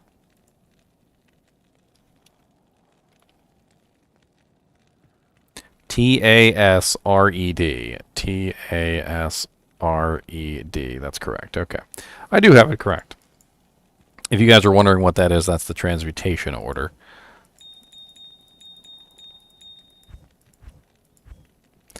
Transmutation is our game. Come on down, it's really lame.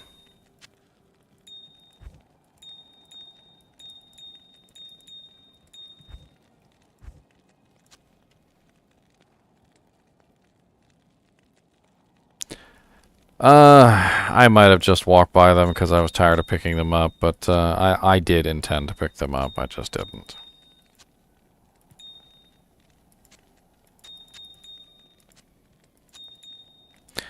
I hadn't organized my gems yet, so there's that too. I was being lazy. Okay, God, get off my back. Jeez. Get off my back, gosh.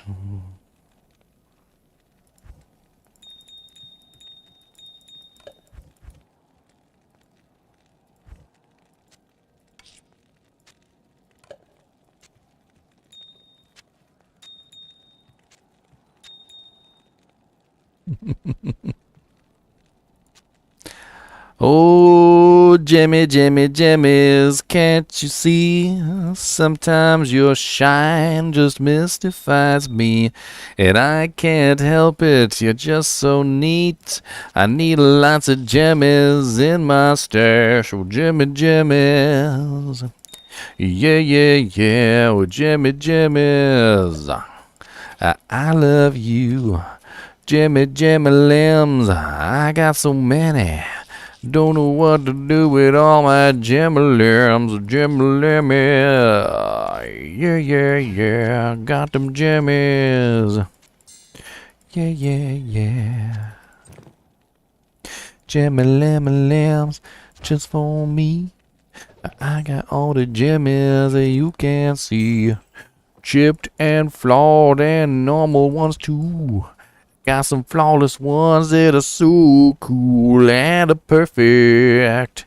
I have just one, a perfect ruby, just for me. I put it slack dab in my chest to bury it in, like a briar heart. Yes, you see, a Jimmy Jimmy's. Jimmy Jimmy's. Certainly will be a fun day, Joy. It'll be fun. I'll probably listen to my own album. I find myself humming my own songs and stuff and singing them all the time. Like my hamster one. I really love my hamster one. I don't know why. That one's great. Poor little server hamster. He's a very, very, very kind soul. He runs for all of us, he is one of us, and he makes us gold. Poor little server hamster, he's left this world. Poor little server hamster, he never got the girl. All he wanted was a couple bags of... Dang it, I messed it up. All he wanted was a couple seeds, and you couldn't even fill his food bowl, please. Poor little server hamster has left this world.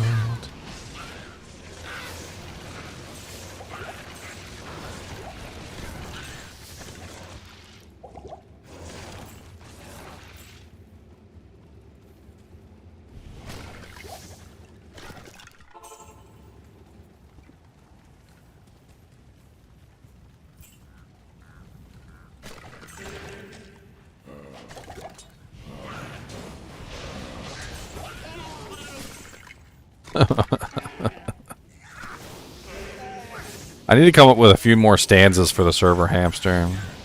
A few more lyrics. I need to come up with some more lyrics. Let's see. So it goes, poor little server hamster has left this world. And then the next line would be,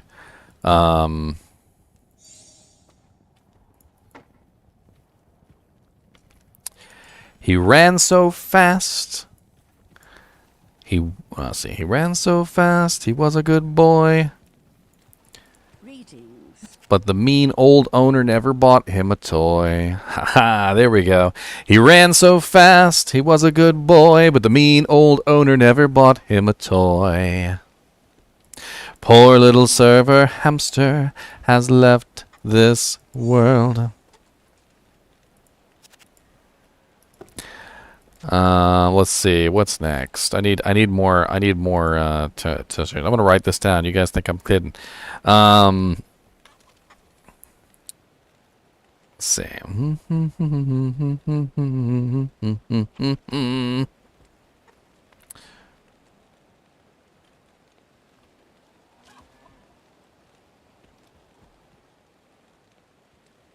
He ran so fast, and he was a good boy. The mean old owner never bought him a toy. Great. I'm actually going to label this server hamster. Server hamster. Bink. There we go. Alright, we need our next line. Chorus. I'm just going to write chorus. Because the chorus is poor little server hamster has left this world. Alright, so the next line would be, let's see. Poor little server hamster has left this world. He tried to run, he tried to flee, but he never made it very far, you see. He tried to run, he tried to flee, but he never made it very far, you see.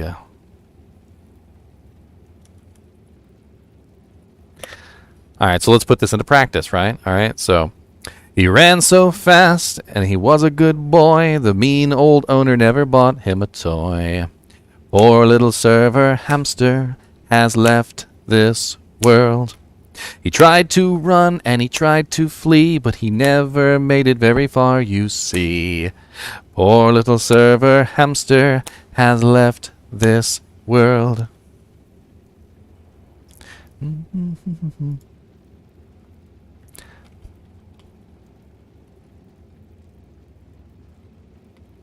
Now we need another verse, so another chorus.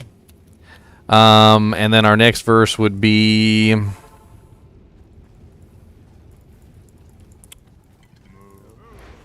trying to think here. I got a couple ideas, and it just needs to flow. That's the thing about songs. It's got to flow. If it doesn't flow, well. So it helps if you're trying to come up with lyrics to a song to flow it with the song, right? So so flowing it with the song would go something like this. You would go, poor little server hamster has left this world. Our little buddy got very hot, and it was not. Let's see. Our little buddy got very hot, and he used the fan from the CPU. And our little buddy got very hot, and he used the fan from the CPU. Our little buddy got very hot, and he used the fan from the CPU. But we can't end it there, because that's not quite right. We need to add something else in there. So, We've got to finish the lyric because it's not done. So we've got to add another line. Our little buddy got very hot and he used the fan from the CPU.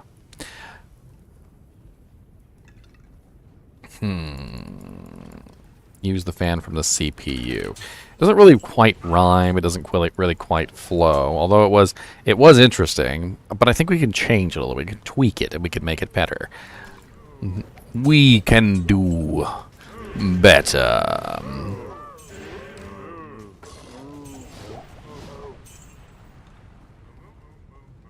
Our little buddy got very hot.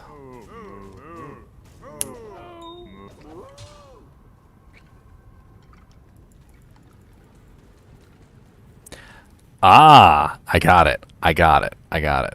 And he used the wind that came from the bot.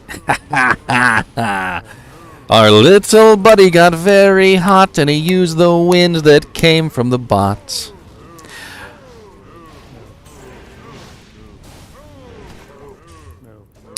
Poor little server hamster has left this world.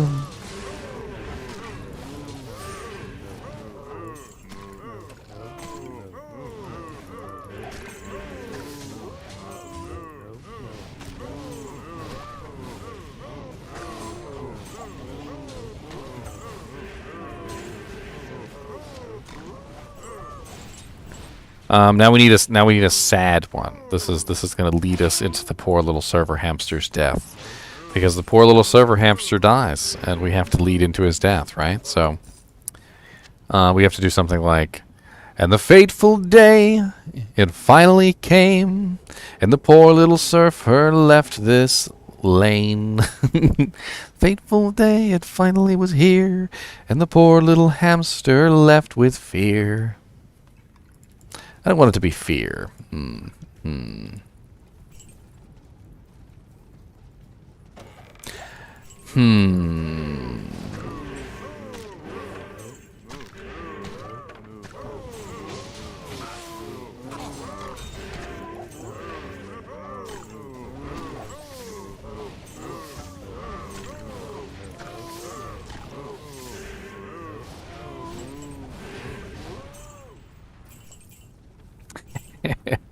I just thought of another one that was really stupid. You ready? Here we go. Hold on, I'm gonna write it down so I don't forget it. Poor little server hamster has left this world. Now our little dude thought you were very freaking rude and he wants you to go away, sir.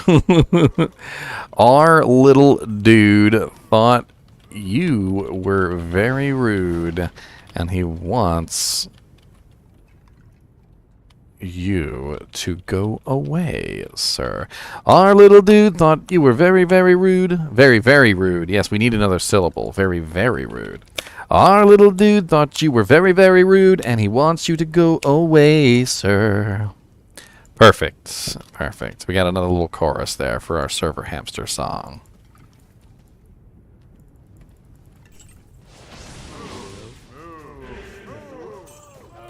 Poor little server hamster has left this world.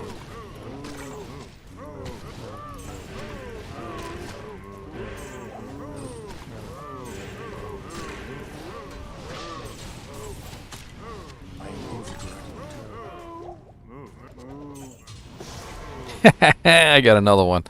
You guys ready? Slim and fit, our hamster never bit. Slim and fit. Our hamster never bit. He was such a nice guy. Slim and fit, our hamster never bit. He was such a very nice guy. There we go.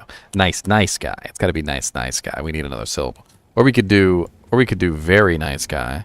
He was such a very nice guy. We'll do very nice guy. Very nice guy fits a little bit better. I like very nice guy better.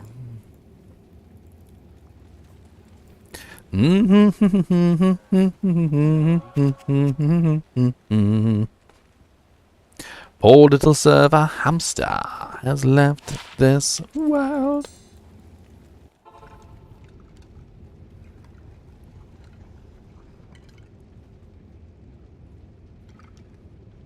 Yeah, the first stanza was talking about him not eating. That's right. He didn't get the seeds. All he wanted was a couple seeds, and he didn't even fill his food bowl, please. Poor little server hamster has left this world.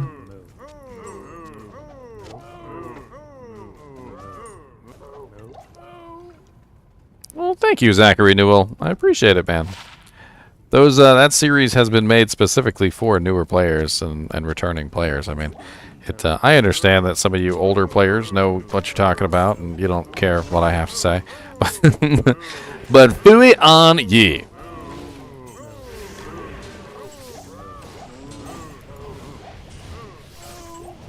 Make some noise for the hamster gang. Put your hands up in the air. Gonna get all them seeds for there. Little hamsters in the air.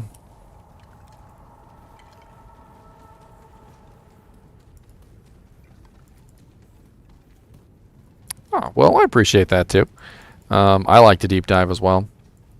One thing I've learned about Diablo is that you can never know everything. Anyone who has ever uttered the phrase, well, I've been playing for 22 years and I know what I'm talking about, is a poop face. Okay? You're a poop face. If you're listening right now, you're a poop face. Okay? Because you can't know everything. Alright, I've been playing for 22 years. I deep dive into every single item. I literally research and, like, literally cover almost every single topic known to man. And almost on a daily basis, I still learn new things. Things that I did not know before. The poison thing. One of the most recent topics that I've covered was something that I did not know. I don't even think Kyle knew. And Kyle's been playing just as long as I have.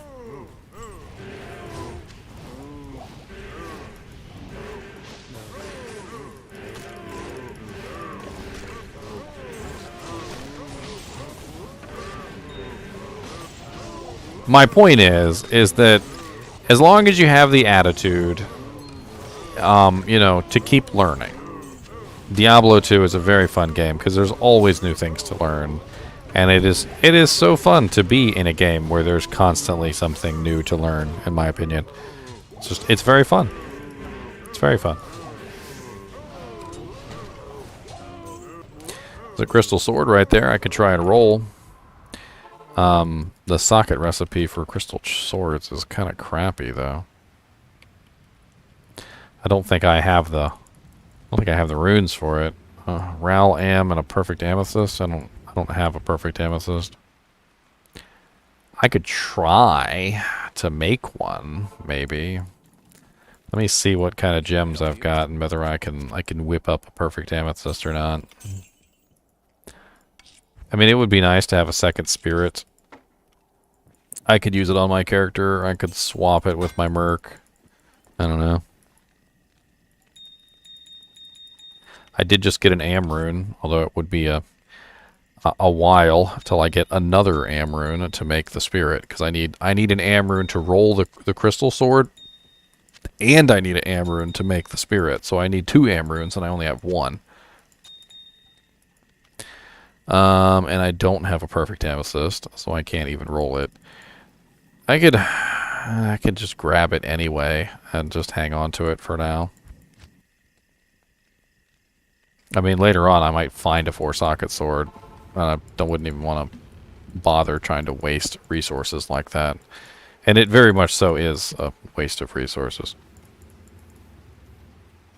Especially when they drop freely in, like, nightmare difficulty.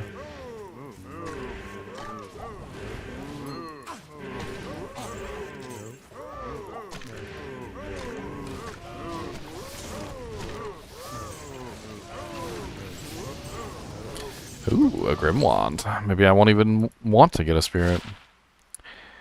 Decrepify. I'm free to Decrepify.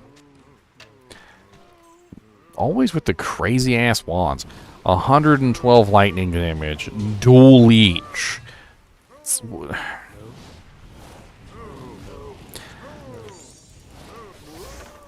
I might just sell that. It's worth 25k.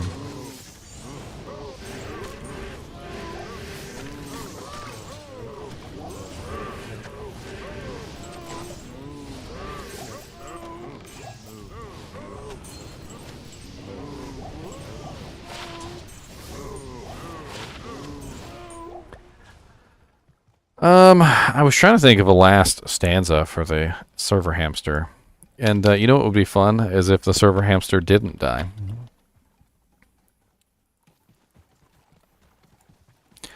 Let's see if we can come up with a way to revive our server hamster. Can we revive him? Poor little server hamster has left this world. I opened the door to check on my friend. I opened my door to check on my friend, 'cause I really thought that it was the end. There we go. I opened the door to check on my friend, because I really thought that it was the end. Then the chorus. You know, poor little server hamster has left this world. And then the final verse is going to be about how the server hamster escapes. I need to find a way to flow it in here.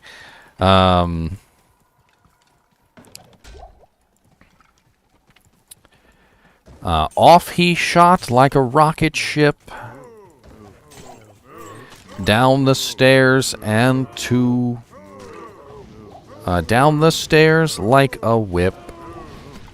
Off he shot like a rocket ship. Dun, dun, dun, dun, dun, dun, dun, dun. That's, I don't know. The rocket ship doesn't really quite fit. Maybe I could work it in somehow.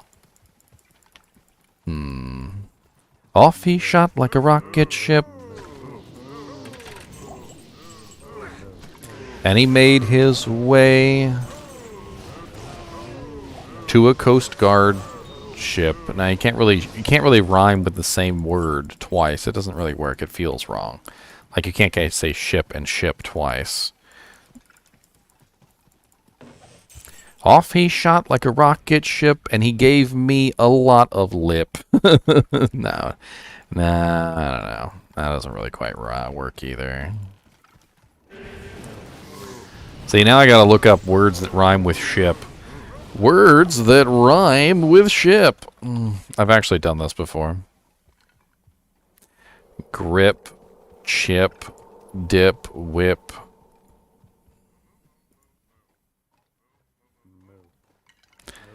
Skip.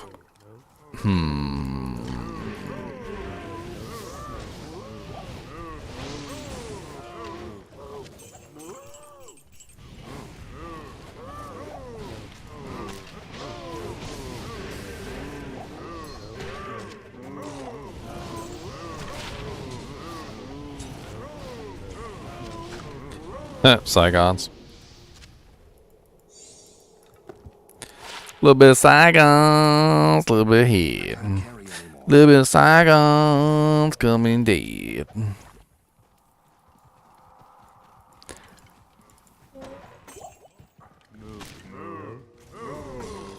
Trip. Why didn't I think of trip? Why didn't that come to my mind? Why didn't that come to my mind? Trip. Of course, trip. So, off he shot like a rocket ship, and took himself a little trip. There we go. Poor little server hamster has left this world. Off he shot like a rocket ship and took himself a little trip.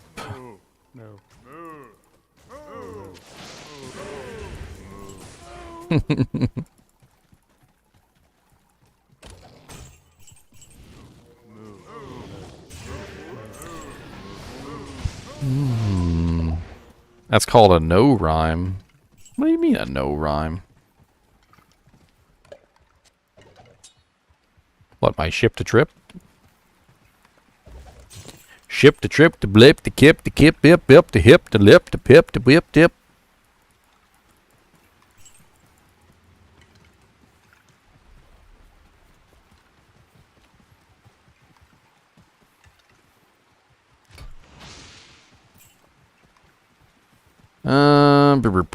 So that works as like a build up to the last one, but we need something. We need like what he does. Took himself a little trip.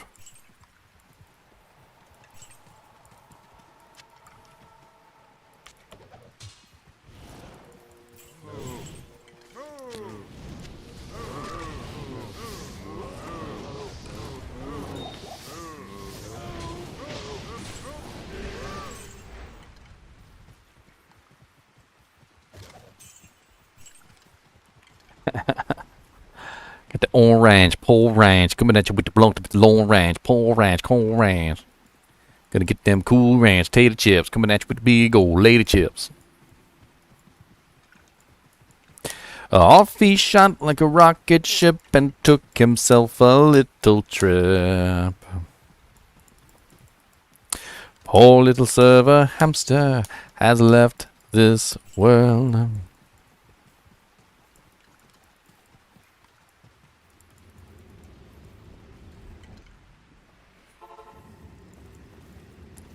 He found himself a very nice house, and he now lives with a big old mouse. Yes. He found himself a nice little house, and now he lives with a big old mouse. Poor little sir, and then we change the chorus. That's the end of the song. We change the chorus. Poor little server hamster, he has to pay rent. Poor little server hamster, he has to pay the rent. Because we got to go along with the poor little server hamster theme, even though he's not dead anymore. Now he just has to pay rent.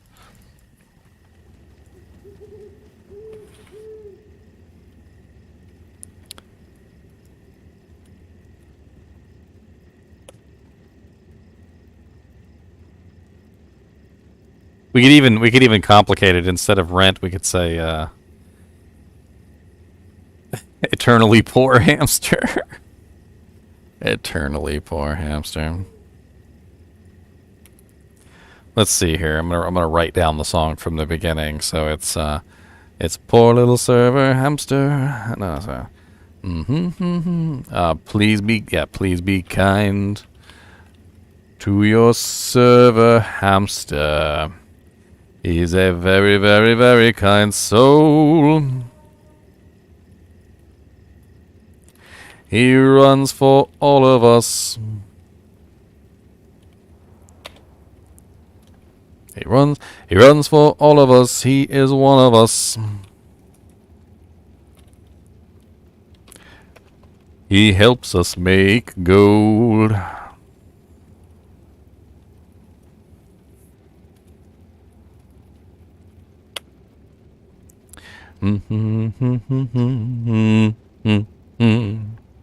It's a catchy little tune, too. It's a catchy tune.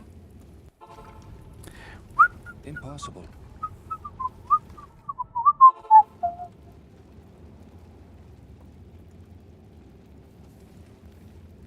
I'm gonna go kill Mephisto real quick, see if I can get anything good from him.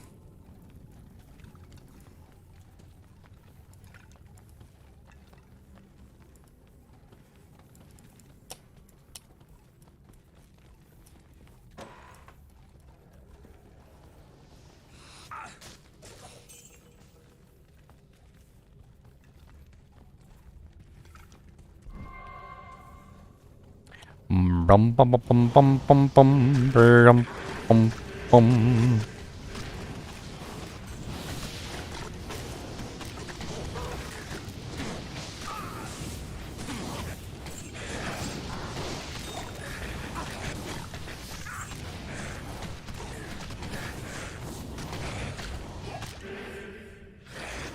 I mean, y'all guys got punked. Y'all didn't stand a chance, did you? It's locked.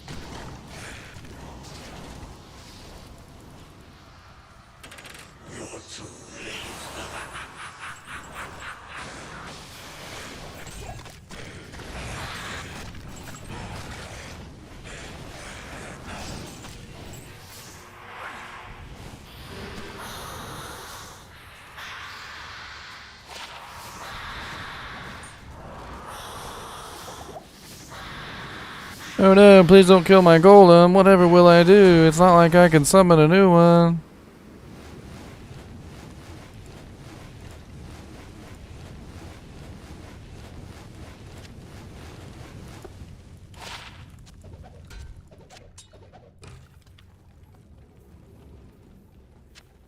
It happens. It's a chippy diamond in there. I didn't even see that. What was it on Unraveler head too? I need to check that. Poison explosion. It's just the way that super chests work, Joy. They work on a principle of diminishing returns. So the easiest way to explain it is, imagine a guy gave you like 2 dice, and said, as long as you roll, you know, like this number, like I'll put another dollar in your pocket or something. But like as you increased the number of items that you, or the number of dollars that you obtain from them, he would like reduce the numbers that you could potentially like earn a dollar with, until eventually there's no numbers left, and and like the chances of you getting like, he's like, okay, well now you have to get 2, but it's a double snake eyes. That's the only way that it will count, is if it's a double snake eyes. And so basically super chests continue to roll like this, and as long as you continue to succeed, there'll be another item. And it basically just rolls and rolls and rolls and rolls and rolls until eventually you end up with a failure, wherever that failure may be. And the failure can potentially be like 20 items down the list, or you can get a really crappy super chest and it'll drop like 1 item and it fails on like the second, you know, check. But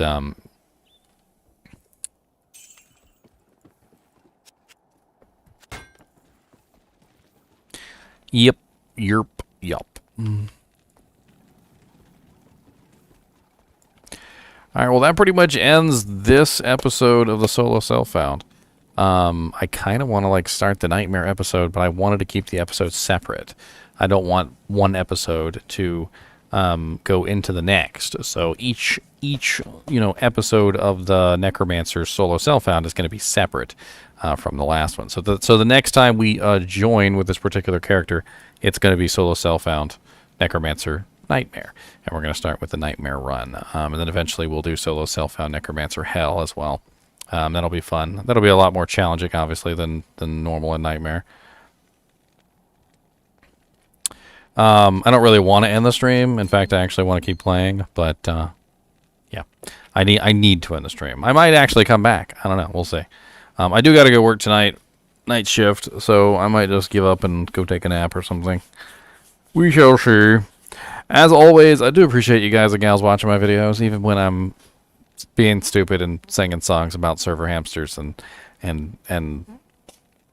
moo moo moo whatever, moo moo moo.